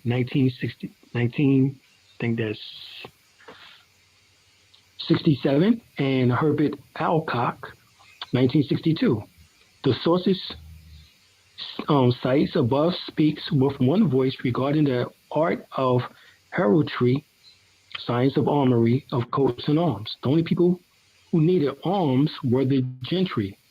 They were those who were worth recognizing in battle or who were invited to tournaments and who needed a seal, arms, therefore was tools of the nobility. They were ascertainers of descendancy. In short, they proudly display one family history. A common figure in heretic art is the Moor's head, depicted as black, woolly head, broad nose, and thick lips.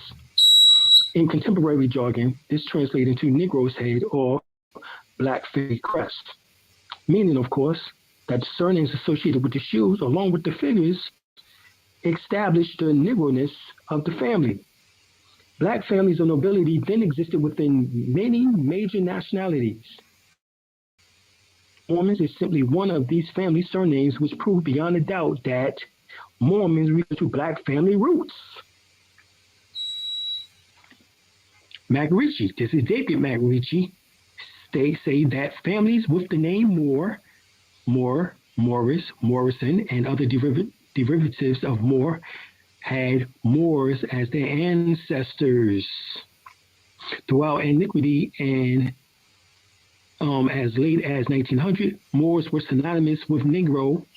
Black or Moors is translated as black as a Moor. Blacks, Africans, brought into England, and they was not brought into England. The original so-called blacks, Africans of England, actually were the Twa people who was in Ireland, Scotland, and England. And this is why they say St. Patrick ran the snakes from out of Ireland.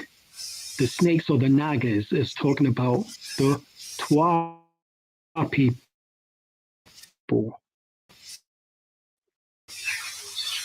So they was already in Europe as they were, or more. The Roman Moorish occurs in the European language as Morian, or Maureen. In this writer's opinion, Moroni. Now look, check it out. Earlier, I was connecting from what the video was showing that the people over there, the Bash people, have a goddess called Mori, right? We connected Moru with Amaru, and he's saying the exact same thing to what I was saying, right? Sorry about that. He's saying the exact same thing that I was saying. Now, I just looked in the chat room, and Nanya, she actually said, let me see what you said. You said something very interesting. You said that Andalusia is a Muskogee word. Interesting, right? Because the people who would have created the Andalusia the Andalusian Empire would have been the Algonquins, because we got too much references saying that they didn't just go to Egypt. They went to the Mediterranean, they went to Spain, Portugal, Italy, they went to Rome, they went to Greece. The book shows all of these places or give references or alludes to the people that's called the Algonquins. The Gonquin. Gonquin means something else. Okay. Like some people say that's a language. Whether it's a language or not, they still is saying that these people from this area. So never mind the name. Look at the area where they saying this originated at. Now Algonquin went all the way from, I believe, according to them, they saying from like the Maryland or the what they call that, the DMV area, right? From the DMV area all the way up to fucking Canada, where I showed you the Mick Macks was at, right? All the way up through Canada, right? Through Nova Scotia, which is, some people say Queen Scotia. A shout out to my brother Amani, right? He always tell me about Queen Scotia. Oh shit, the fuck you come from, nigga? Shit, peace to God, man. Shout out to A1, man. Indeed, man. What's up, AP? What we got going on, man? You enjoying the build? Yeah, I'm enjoying it, man. I really am. No doubt, no doubt, no doubt. But we see a lot of different references from the Americas. Everything is coming from here. That's a fact. Everything is coming from here. These niggas saying okra came from here. Nah, nigga, we took okra over there. Peanuts, pineapples, bananas, etc. Right? So it's like, when you really study this landmass, you see all of these connections, right? And other scholars, when you do make a mental note of what's being said, it's saying that these either came from over here or over there and came over here, or came from over here and came over there. We see that it more likely came from, because there's no way. If I pull up a map of where Egypt is at, bro, you think Egyptians gonna come all the way through? Remember, the Grand Canyon, right? Let me show y'all something. Hold up. Let me show y'all something real quick.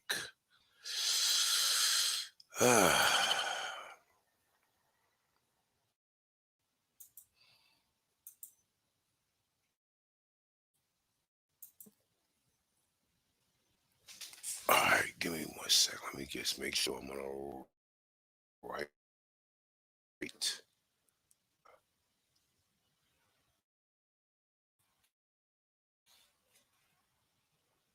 It's this one right here. Boom.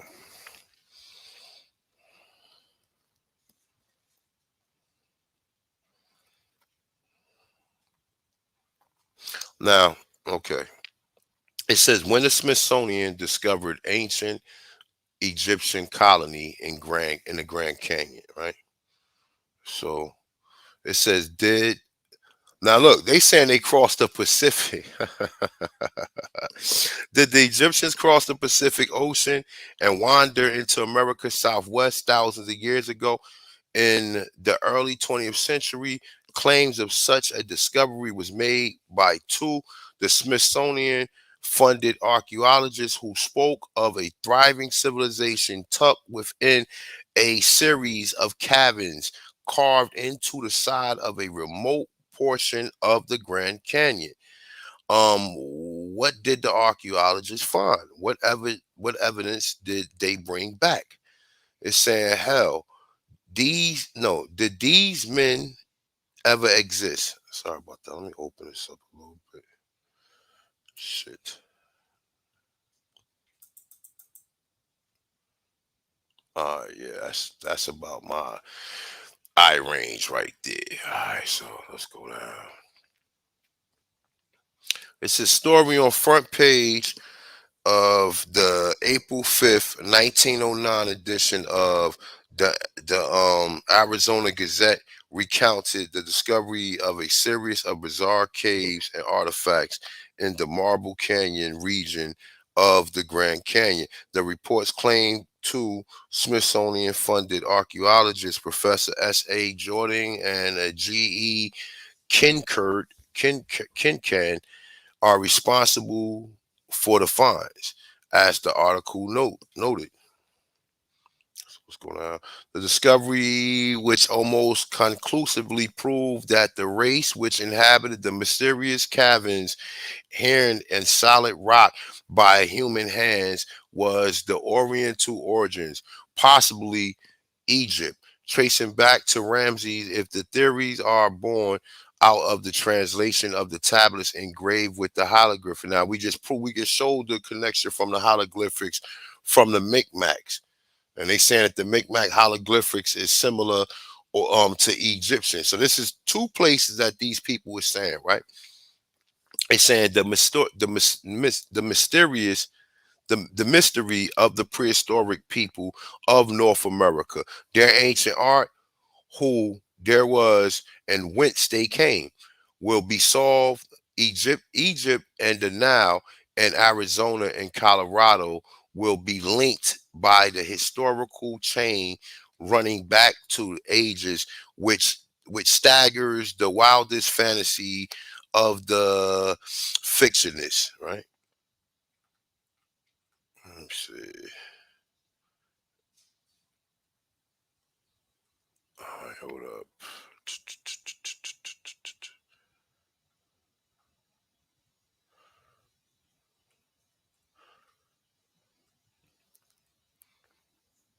Now look at this right here. Look.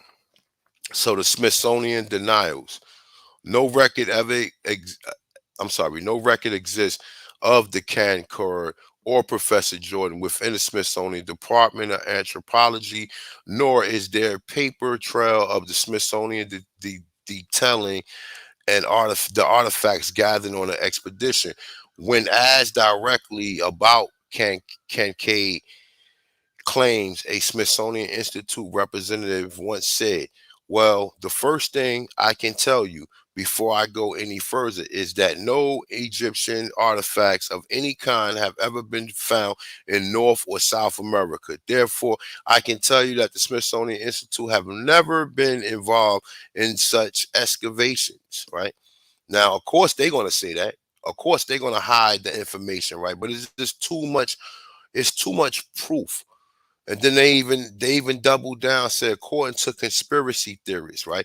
Because this article is made for you to believe that the people who saying this shit is lying, because now you will have to make an account to how did Egyptians come here and populate or cultivate a fucking cave and create all of these different levels within the cave, because they saying it's levels, which there's like floors within this so-called cave. And remember, understand this too, right?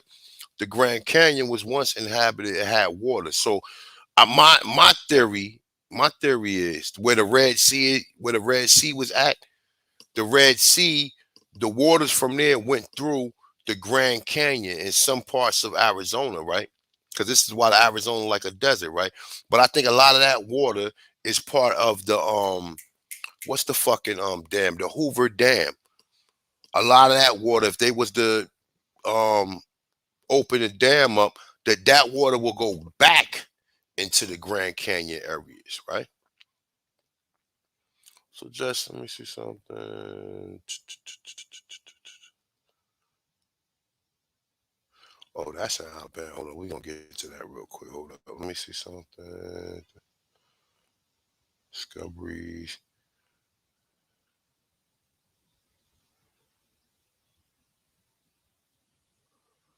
Hold on one second. Let me see what this is.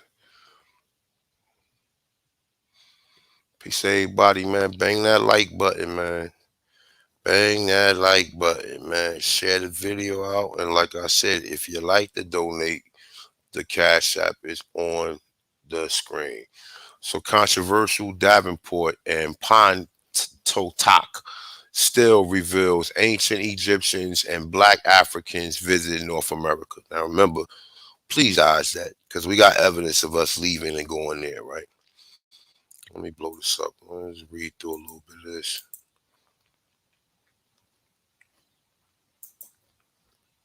Now look, this is another place, right?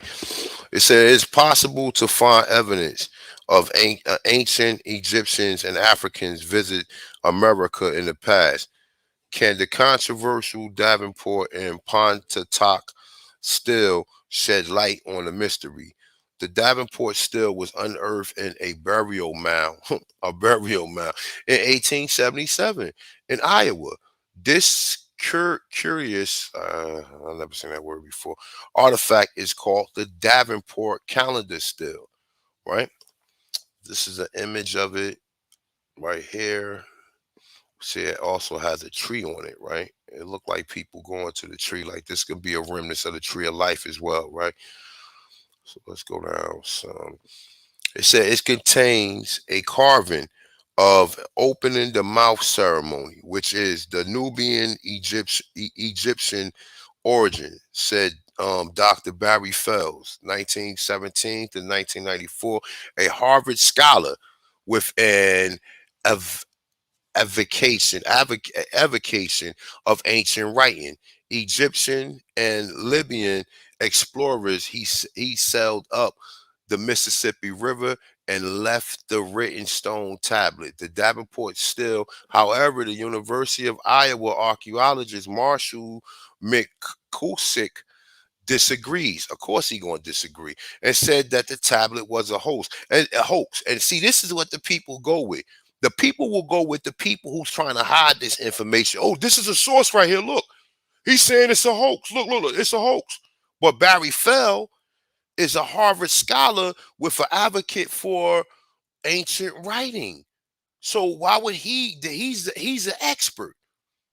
He's an expert, right? But he's also an expert too. So we have somebody who's a scholar who is versed in ancient writing, and then we have an archaeologist who disagrees and said that the tablet was a hoax. And we know everybody under the archaeology or archaeology field, we know that they have a so-called timeline measuring system to where, okay, if anything is over the timeline that these people then concluded, then it is false, or it's not being it's not given a knowledge, like it's not given a knowledge of something that they will put out there that will be within their timeline, right? But according to Mick Kusick, the Davenport still hoaxer has been members of the Davenport Academy of Science who have buried fake stone tablets on the old Cook farm. Okay, this is what they saying, right? And listen what they saying. They wanted to trick one of their members and then ridicule him. Dr. Barry Fells allowed that 2 of these 3 stone tablets have indeed been possible fakes, right? It's saying, but the third, which refers to as the Davenport calendar still, definitely is not, he says. Okay, this is some images of it, the Davenport still. It says in the book, the first Americans were Africans. Dr. Evidence, my brother Dr. David Imhotep, writes that the religious similarities here are numerous and sometimes not only similar but identical to the Djid festival in the ancient Egypt. This ceremony traces back, however, before Egypt. Look, it traces back, however, before Egypt to Nubia because the Egyptian god Osiris is part of the ceremony. This means that the Djid festival predates even Egypt. According to Fells, the Davenport still contains a trilling something text in the Egyptian, Iberia, Punic, and Libyan languages. This still long condemned as a meaningless forgery is in fact one of the most important stills ever discovered, right? Dr. Barry Fells in his book America BC, Ancient Settlers in the New World. Okay, so that's something to definitely this is another source saying that the Egyptians. Now I think I pulled up the Grand Canyon joint, this one, and the Mick Mack also allude to it, as well as the fools and as well as sources stating that we left from here and went over there. Right? So let's go to something else. Make sure you hit that like button, man. Throw up the video. Big A1 going in. Support the brother's channel with the $5 challenge. It's for all Aboriginal platforms. Shout out to all the American Aborigines in here, man. Turn up. No doubt, brother. So here go another source, right? So this is 3 discoveries that suggest ancient Egyptians traveled to America thousands of years ago, right? Now we know, I mean, we can go here and find other sources that states otherwise. So let me just for the people who don't get it, who don't understand exactly what's being said, right? Look.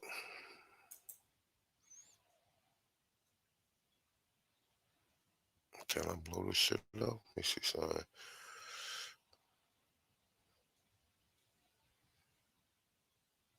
Oh, so I ain't let me click on it, but nonetheless, though, let's continue. All right, said the first Egyptians were immigrants from Atlantis. Then the Algonquins are the creator of the Egyptian civilization. This is why you seeing this culture over here, but they want to hide that. They don't want you to think that the people, they're going to show you the people here was primitive, but the individuals who was responsible for that are now classified as African Americans, Black, Negroes, and colors. They are no more in their proper persona or their proper status, right? So let's go. While mainstream scholars support the ideal that successful explorations led to the Norse statement of Greenland and the L'Annecy something metal statement in Newfoundland some 500 years prior to Columbus, the idea that ancient Egyptians had the capability and the knowledge of a large-scale oceanic voyage thousands of years are firmly rejected despite evidence that suggests the contrary, right? Now, remember what the other joker just said, the archaeologist that was basically doubting what so-called Barry Fells was saying. So while scientific responses to pre-Columbian transoceanic contact vary over time, more ideas that supports this probability has been received with skepticism since such an idea radically opposes written history. That's my baby. All right, so evidence of pre-Columbian transatlantic contact, right?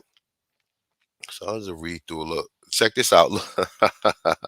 Look, to the amusement of archaeologists, and researchers. In 1992, a German researcher who was performing tests on ancient Egyptian mummies found trace of hashish, tobacco, and cocaine in the hair, skin, and bones of the ancient Egyptian mummies. Tobacco and cocaine were plants that only grew in the New World at the time of mummification. So just how did the exotic narcotic arrive in the ancient Egyptian before the New World was founded? Right?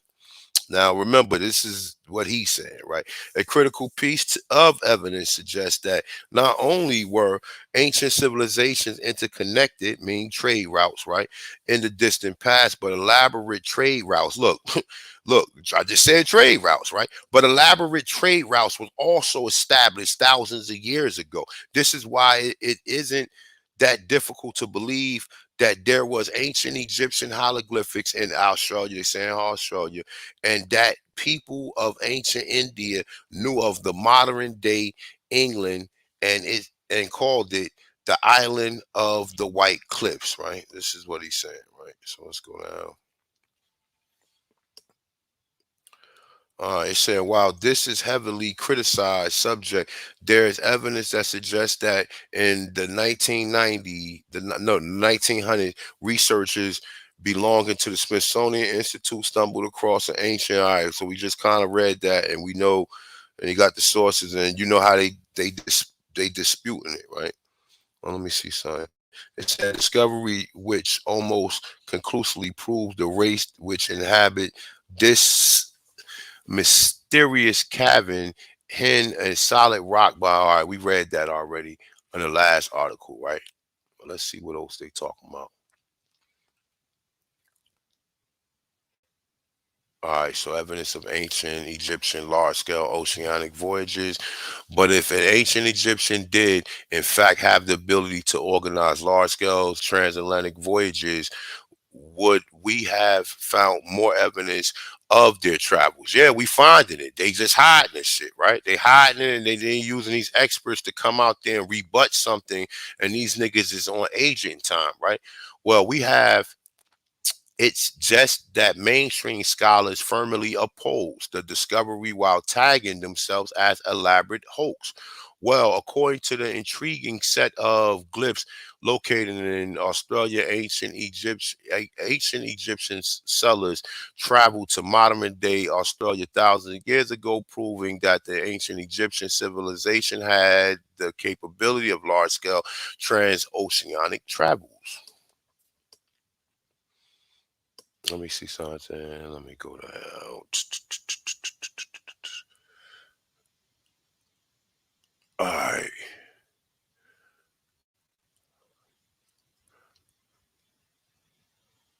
All right, hold on. I want to get out of Australia. All right, well, that's another source that's pretty much kind of confirming some of the same things, right? So let's go ahead. All right, so 10 great ancient mysteries of North America, right?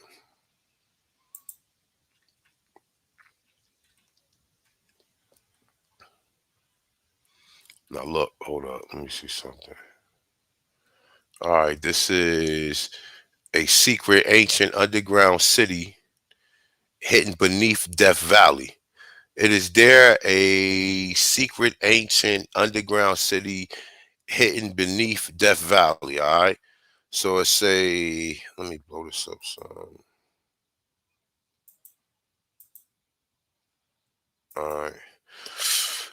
The ideal that there could be a secret 5,000-year old underground city hidden somewhere beneath Death Valley, California, is fascinating. According to those who entered the subterranean tunnels and visited this marvelous place, the city, no place, the city was once inhabited by unknown race. Yeah, the unknown race. Yeah, we looking for them. We looking for that unknown race. It's always an unknown race of people, right?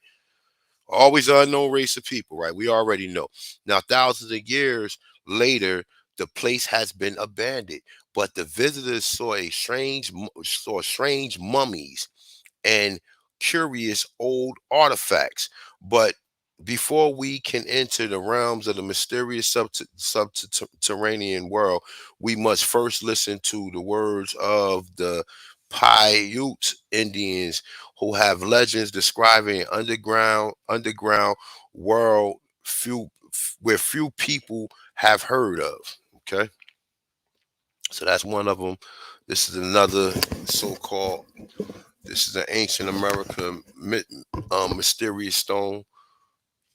See this right here. So let's see what this is. Let me see something. All right. So it's a few people interested in history can resist a true archaeology mystery. Imagine you would suddenly find a strange, dark, old-looking egg-shaped stone with unusual carvings and unknown origins. Okay. It's saying this is what happened in 1872 while a couple of construction workers dug up a suspicious lump of clay near the shore of Lake Winnipeg, whatever. And discovered an artifact that today is known as the New England Mystery Stone. All right. Scientists are still trying to find out how the stones were made and what was the purpose of them. Furthermore, so far it has been impossible to verify the age of the stone and determine how it was carved. So this is a stone that they claim they found, right? And they got some inscriptions on the back of it as well, right? So this is another. This is called the Jada Cola Rock mystery. I don't want to go into everything, but let's see what this is. The undeciphered ancient stone maps with mysterious signs may hold key to the Spider Rock treasure. Right? So there's some more stuff they found.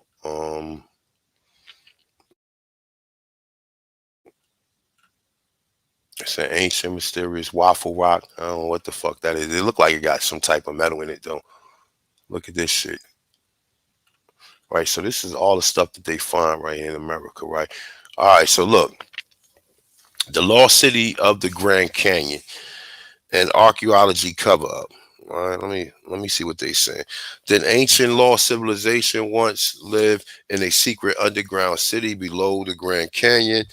Well, the mystery of the lost subterranean city be solved. Even since an intriguing article reporting the discovery of the great underground citadel of the Grand Canyon appeared in the Arizona Gazelle in 1909, scientists has debated whether the story is true or hoax. We already went through that, right? This is all right. So this is what the other professor was talking about. The Davenport, the Pontotoc still, okay, reveals ancient Egyptian and Black Africans visit North America. All right, so that's just something else. These are the ancient mystery, Pedro mountain mummies and the hidden race of little people, according to what they saying.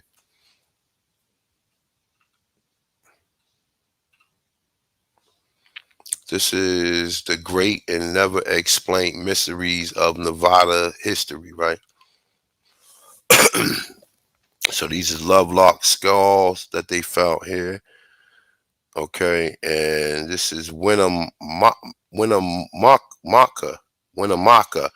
petroglyphs, right? Let's see what this is. Let me see something.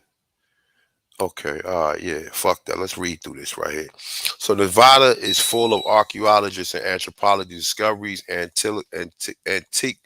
antiques no one is able to explain. One of the shocking discovery give us evidence that man existed in Nevada more than 200 million years ago. According to them, somebody to make a preposterous statement like this, you have to take note and you have to kind of factor in some things, right? 200 million years ago, right? In his book, The Hidden History of the Human Race, Michael Cremore, my brother, writes, on October 8th, 1922, the American Week section of the New York Sunday America ran a prominent feature titled The Mystery of the Petrified Shoe Sole. Okay. It says 5 million years old. Okay. Now check this out. They saying they found a shoe sole that they say go back 5 million years, nigga. Okay. Some time ago, while he was prospecting for fossils in Nevada, John T. Reed, a distinguished miner, engineer, and geologist, stopped suddenly and looked down and uttered be bewilderment. Sorry, bewilderment, and the amazement at a rock near his feet. It's saying for there, a part of a rock itself was what seemed to be a human footprint. Closer inspection showed that it was not a mark or a naked footprint, but was apparently a shoe sole, which has been turned into a stone.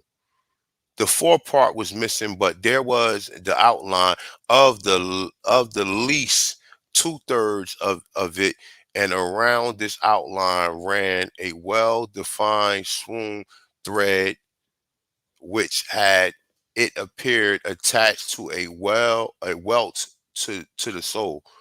All right, so this is some stuff they talking about. So it's the most famous ancient earthworks in North America. I think that's a serpent mound right there. But yeah, this is some of the stuff that people saying that they found here. Let me see something. We go here, right here. It's the discoveries made at these 7 archaeology sites in Alabama may surprise you, right? So these are the Moundville Archaeology Park in Moundville, Alabama.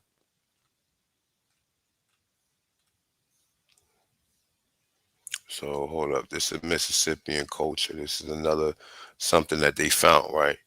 And they got them same hands on it that you see a lot of these Native Americans running around here with that eye in the middle, right?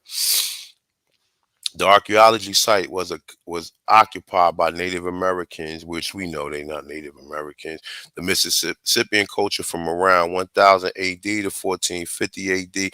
The archaeology park section of the site surrounds approximately 185 acres, consisting of a 29 platform mound around a rectangular plaza. Of the 2 largest mounds in the group, Mound A occupies a central position in the Great Plaza, and Mound B lies just to the north. In addition to the discovery, both of these mounds, archaeologists have discovered evidence of ballroom pits and dozens of small houses constructed of pole and thatch. I don't know exactly what that is, but look that up, right? Many luxury goods, including copper, galena, mica, and marine shells, has been excavated from this archaeology site, right? So this is another shell mound. We already went through that one. What's this? All right, so Fort Payne, a cabin historical fort, right? So let's see what they talk about with this. All right, so it's saying around 1946, the historical log cabin was demolished, and all that remains standing is a 5-meter high stone chimney and a rock outline of the foundation. During the excavation process, more than 5,000 artifacts was recovered. And where the fuck is these artifacts at, right? These artifacts include the following: more than 1,000 glass fragments, around 15 intact bottles and jars, more than 1,000 ceramic fragments with no intact vessels, and more than 700 metal artifacts.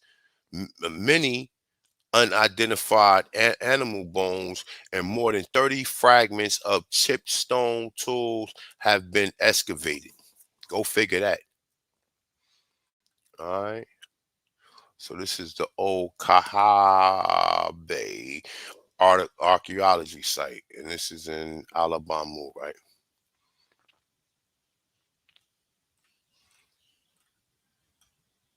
Now this is what they say this shit look like, but we already know that this shit didn't look like this. This is what they say it looked like.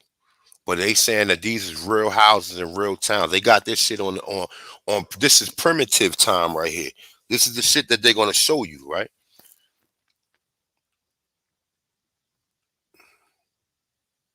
Now look at these. Look at these pillars, right? So look, hold up. I'm gonna bang through this one. Let me see what else I got up here. I went through that. Let me see something. Got a few things. All right, they got another. I don't need to read through that one because we already went through it. Oh, all right, I know exactly where I'm gonna go.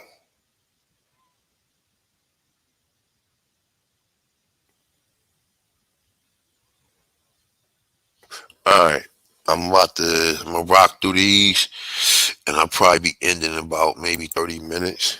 Let's see what this is. You see that these are stone pillars, right? Let me see something. So look, you can see that these are stone. These are made out of stone, and they circular. They spiral. They round, right? But they made out of stone, right? So let's deal with this. So the old Kahaba archaeology site preserved one of the most famous ghost towns in the South, the historical town of Alabama, first state capital. Now look, the historical town, this is the first state capital where you see these pillars at, right? And is now a collection of a picture quay ruins with only a few surviving buildings. Now I'm saying only a few survival buildings. I want to see the buildings if they got them, right? Or I'm gonna look that shit up. But they saying only a few surviving buildings, right? But they showing you these right here, right? I want to see the buildings. I'm gonna definitely keep this up and do some research on it after I get up out of here, right? So the Kahaba was inhabited by mound building Indians who built a mound at the site against the Alabama River with the fortification fence around the village. It's saying the whatever column, these are the columns, what they call them, the Corochuron columns. Also pictured. That's the right here, right? So it said as the remains of the mansion. So this was a mansion. This was part of a mansion, which was built, they saying around 1843. They're lying. They're lying. Once again, many different artifacts has been discovered here, including a helmet of a conquistador and a metal mail suit. Interesting. Okay. So what's this right here? All right, the Alabama Iron and Steel Museum, the Tannehill Ironwork Historical State Park in McCalla, Alabama. Right? Look, they got your wheels right there. Look at that right there. Look. It says the Civil War era mining car was discovered in an abandoned mine shaft during the excavation of the U.S. Steel Garney Junction coal mine near Alabaster, Alabama in 1978. The historical mine car is on display inside the Alabama Iron and Steel Museum in Tannehill Ironwork Historical State Park. So these people is finding our shit, right? And then they put these shits in all of these different places so that they can come up with their own goddamn story to what you think, right? So the Florence Indian Mound. This is in Florence, Alabama, right? This is something they found in it right here. So the Florence Indian Mound, which is 43 feet high, is in the Tennessee Valley, largest Damicolar mound. It strongly shows the workmanship of Indians who inhabit the area prior to the Cherokee, Chickasaw, and the Creek.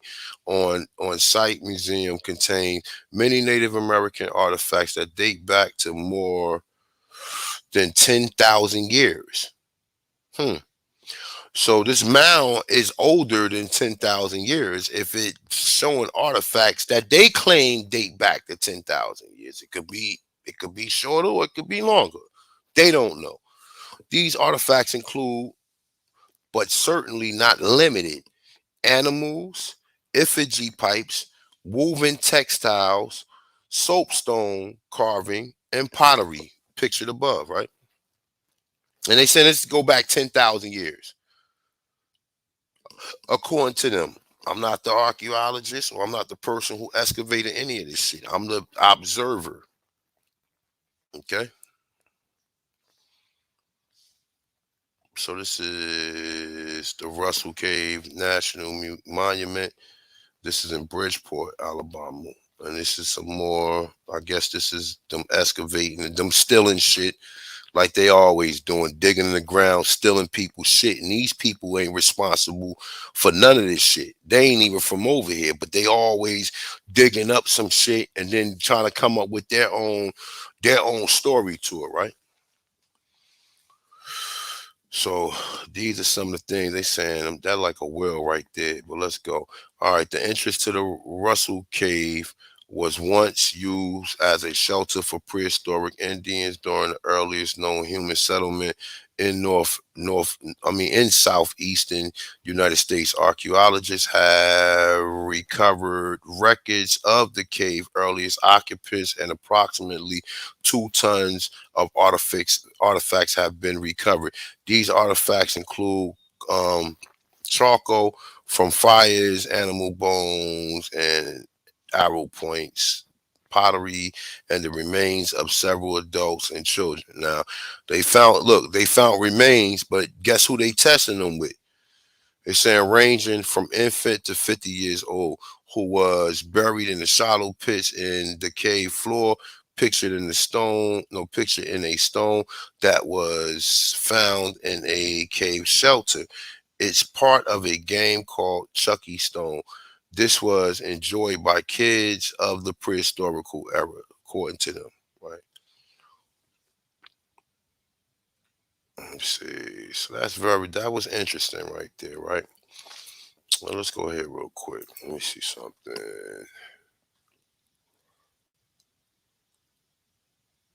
All right, so let's go ahead.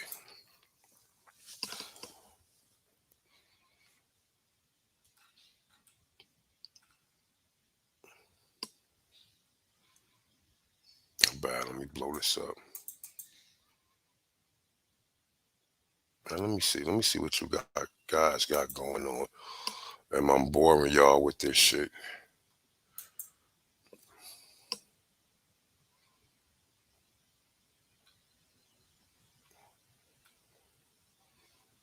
Y'all hit that like button. Let me see. Okay, yeah, we got more likes than actually people that's in the people is actually in the build, right? And it sound like Kataba, right? Kahaba, Kataba, right? Go figure, right? Let these people start playing with shit, and they can hide anything from us, right? All right. All right. So like I said, hit that like button and share the build out. And once again, if you like to donate, the information is on the screen. So I think this is gonna be the last one. Matter of fact, you know what? Nah, I got 2 other joints I'm going to. I got to get out of here by at least 12:15. All right, so it said Mayan figurine found in Arkansas, a genuine out of place artifact. According to them, we already know. All right, so the out of place artifacts, or oops, they call it oops, right? That's what they call it, right? Has been found all over America These ranges from dozens of Roman coins to Chinese anchors, tablets inscribed with Hebrew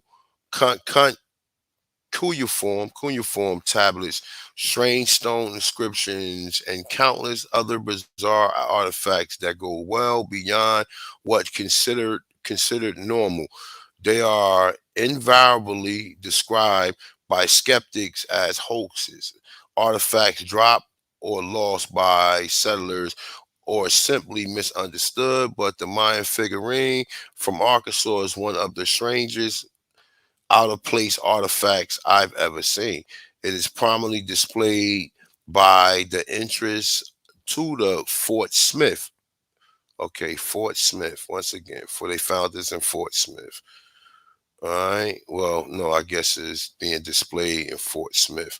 So that's the Arkansas Museum of History, right? Peace to everybody, man. Thank everybody for the donations. Definitely appreciate it. I mean, if you want me to say your name individually, just put in the chat room and I will. But definitely thank everybody for coming in, viewing the build, man, sharing the build out.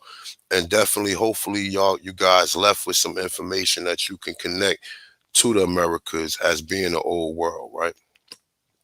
All right, so the museum is a wonderful warehouse displaying all of the deep history of the Fort Smith area, including the Native American early settling of the area, the famous hanging judge who presided over the area, early military history through the world wars and on to the modern era. But shit, man, hold on, let me blow this shit up. So this shit is killing my fucking eyes. All right, I'm gonna rock with it like that. All right. So where the fuck was we at? All right, yeah, the hanging judge who preside over the area, early military history through the world wars and on to the modern era. But the real oddity of the museum to those interested in the early history is the Mayan figurine displayed in a clear case at the entrance, right? So this is what they said the Mayan so-called figurine looked like. And look at the headdress on this, right? It kind of looks similar to the headdress I showed you in this other article right here, right? It kind of looks similar to something that this so-called artifact is has on his head. And remember, it's 5,000, 50,000 years ago, according to what we can see, Michael Creedmoor, they found the footprint that they say go back 5 million years ago, right? Go figure that, right? But this is the actual artifact that they found in Arkansas. Okay, you want to check it out? Definitely do the research on it. I don't know if I could share this link. Um, well, let's see something. Let's read some more. The artifact is about 4 inches in height and depicts a seated Mayan in headgear. It was discovered in a cave in west central Arkansas in the late 1970s. The artifact was initially sent to the anthropology department at UCLA. I'm glad that UCLA is where they do the mind controls and they do the MK Ultra on individuals. But I mean, hey, how they say a broke clock is right twice a day, right? There it was, authenticated as a genuine Mayan artifact that was made in the eastern Mayan area of the Yucatan. How did they know it was made there? It could have been made there. They don't know where the fuck. So somebody was carrying that shit around with them. Come on now. The artifact was dated to late classical period and is circa 600 through 800 AD. The object is thought to have once been attached to a larger bowl. Okay. Now this is it right here. Sit right here. Excuse me.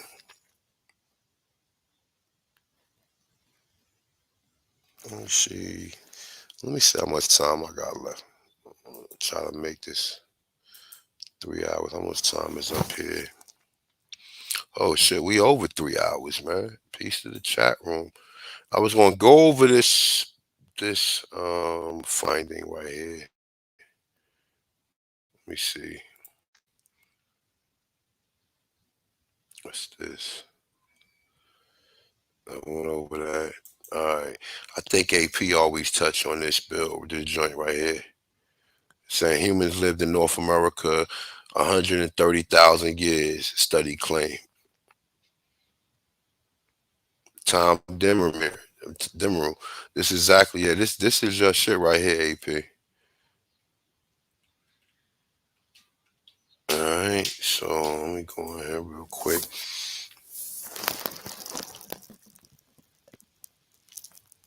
All right, so you know what? I can rock out with this right here. I can rock out with this right here.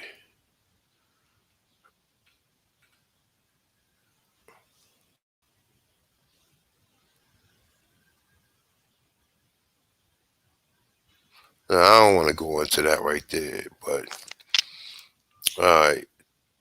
All right, so physical evidence for the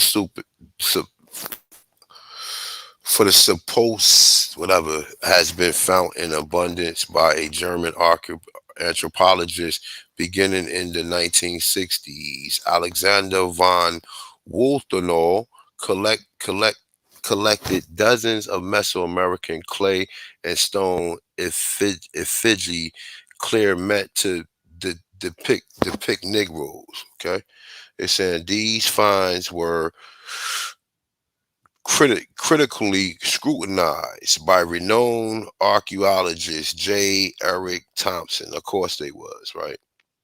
Anything showing Negroes, right?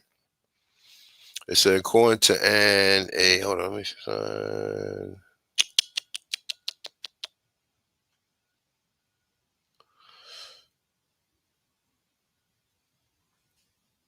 All right, let me see. So the mines were additionally found of wordplay and to have dark-skinned deities as the god of chocolate struck them as entirely appropriate. They, of course, made books of bark illuminated with illustrated glyphs and had great library documenting the art sciences and histories of their civilization among a pitifully few volumes to escape the fire of the Christians' intolerance. The Christians burnt down that shit again, right? Were what came to be known as the Transcendent Merid codices. Both works featured paintings, images of a black man with decidedly African facial features carrying a spear. Has been identified as elk something by William Gate, translator of the Bishop Diego de Landa, 16th century Yucatan before and after contact, right? It's according to Anne A. Morris in her multi-volume description of the Temple of the Warrior at Chichen Itza, the interior painting of a man was all too typically of a Negro, and unlike the Mayans to be readily taken for accident, right? So let me see.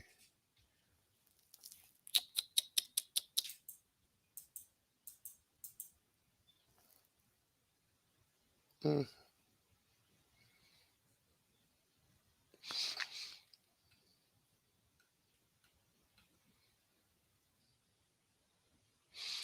All right, so however, mainstream archaeologists and conventional historians believe that the existence of West African blacks in America dates back at least as far in time as the Maya, who flourished around 200 BC, 900 AD. Indeed, at least enough of these Native American Negroes were still in existence to be personally observed by Balboa and his few conquistadors. Okay. They say it will be seen then that black history in America did not begin with a slave ship in the 16th century, but unless shameful circumstances enough to defecation of a Negro man as a god of commerce in the far deeper past. Okay. So these people see all of this shit going through, man. We don't kind of really need to go through with all of this, but let me see something. I want to touch on that one.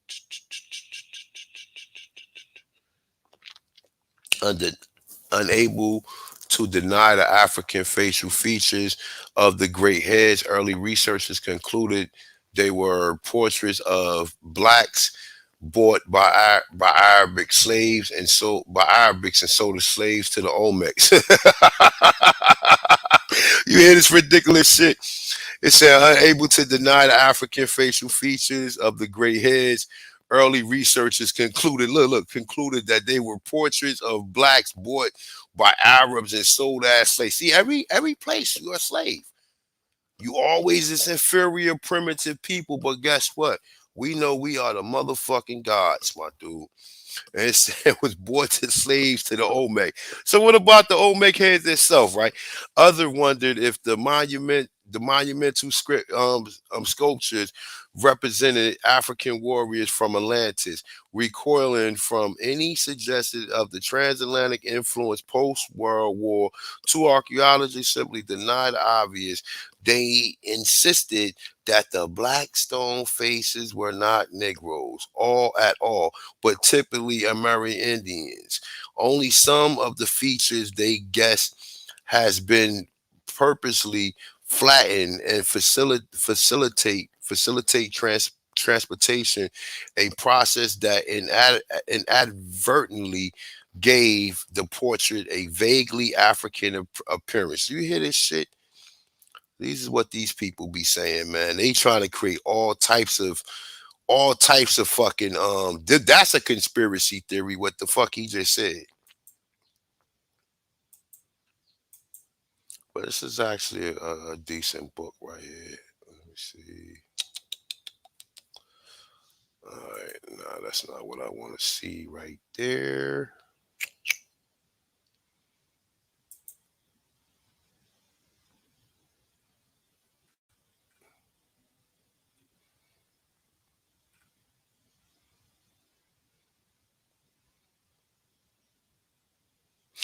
So it was in this West African portrayed in the monument art of the ancient Olmecs because he was king, favorite slave, sacrifice, or champion. They still trying to figure out. They still making all these conclusions to where these so-called giant statues came from. So I think I'm going to end it there. Let me see something. Let me make sure.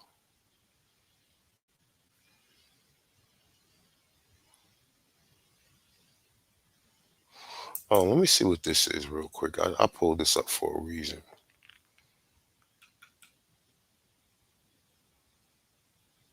Oh, all right. That's dealing with Supe Carew. That's why I pulled it up.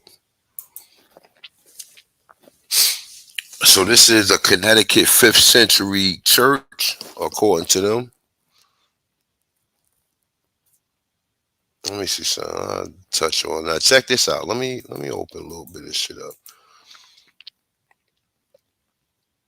In the stillness of the Cockapotset State Forest, southern Connecticut, near the town of Gulleyford, massively carved from a solid rock, stands North American oldest Christian church.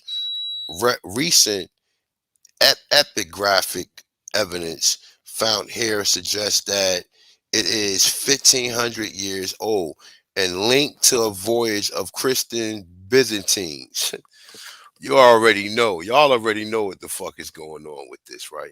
It said monks who fled. The Byzantine was Negroes. The Byzantines are Moors. period.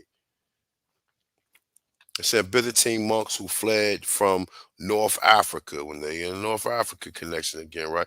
During the 5th century, in the wake of a Vandal invasion, the Greek and the North African inscription Greek capole patterns in the form of a Cressman monogram of Christ. Okay, so this is what they saying. They found this and they saying, according to them, this is supposed to be a main altar. You're saying with Greek or whatever style. But you know, hey, what do we know? This is the shit they find in America. And like I said, a lot of this shit is our ancient history that we don't even know. So with that, I'm gonna end it right here.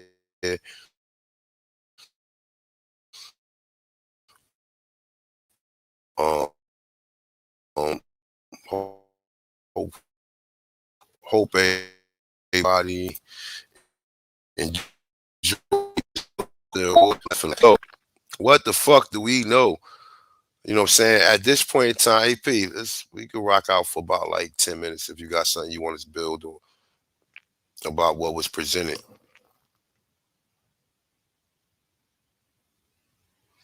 I don't know. I think AP might have stepped off.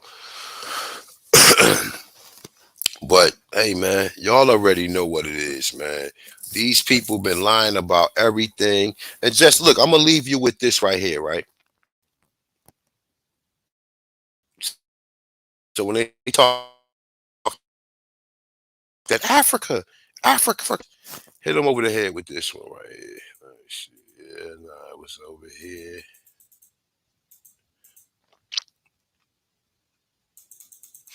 Oh, this is pseudo. I don't know why nobody would make an outlandish statement like this, right? So the biggest change that South Americans brought to Africa was the change in agriculture and forging to cultivation. Not only did the South Americans introduce cultivation to Africa, but they also introduced a wide variety of crops to Africa. The land of North Africa. North Africa is where the Moors was at. This is where y'all call Barbary, where y'all always say the Moors is at. Why do I keep saying us leave from here, go to North Africa and inhabiting them areas around it? But I don't know nothing. Let's continue. The land of North Africa at the time had amazing agricultural potential, but was lacking was variety of agricultural crops. The wide variety of crops that South Americans introduced to Egypt was was one of the principal factors that led to the rapid rise in the prominence of the ancient Egypt. Today, more than 90%, nigga, more than 90%. I'm gonna say it again. Today, more than 90% of the crop varieties that exist in Africa are South American Aboriginal crops. As the root crop that are grown in Africa today are South American crops. Nearly all the vegetable varieties that are cultivated in Africa today originated in South America.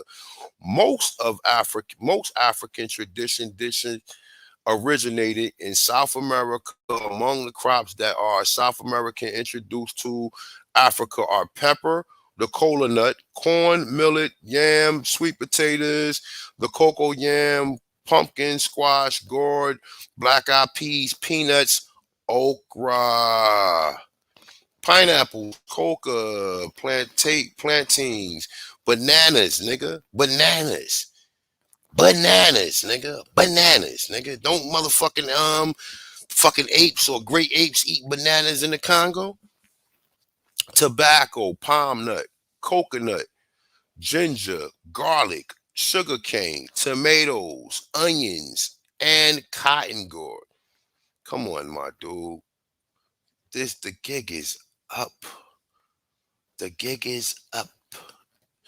It been up. It been up. It been up. Now check this out. Look, listen to this. Right, South Americans also look at this. Right, I'm gonna connect this and I'm out of here. South Americans also introduced goat, hen, the guinea hen, and the dog to Africa, nigga, and the dog to Africa.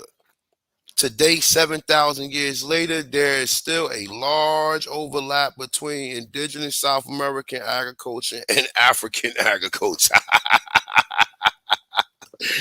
Yo, I love my people, man. Peace to the Aborigines, North, South, Central, and the motherfucker could join knowledge. And look, check this out before I get out of here.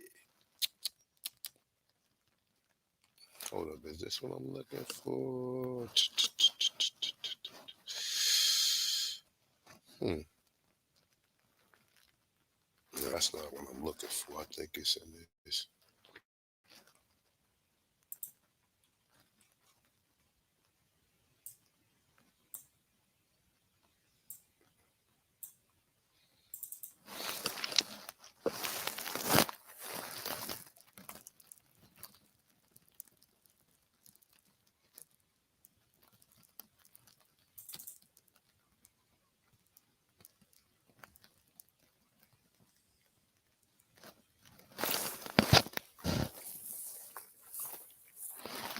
All right, give me 1 second. We'll pull this up and we out of here.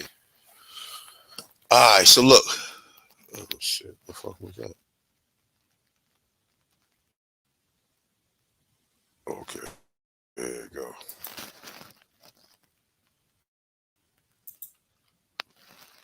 All right, so look. Remember this. This to go with everything goes to, right? Dr. Lena Weiner has proposed that African traders from Guinea, right? Which we introduced the so-called what?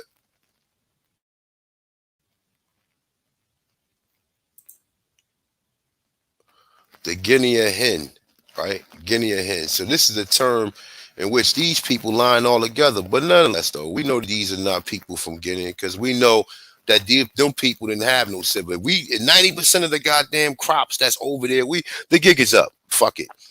So all right, so it's say African traders. We know they're not African traders, so let's duck that one, right? From Guinea, founded a colony near Mexico City, which is Tenochtitlan, which was where Montezuma so-called empire was at, right? Mexico City, Tenochtitlan, right? From which they exerted a cultural and commerce influence extending north to Canada and south to Peru. North of Canada, right? North of Canada, nigga.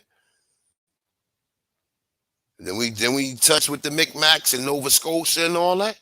All the way to fucking Peru, bro. This is the reason why you see this culture being present throughout the Americas, man. So with that being said, man, peace to God, peace to goddesses, man.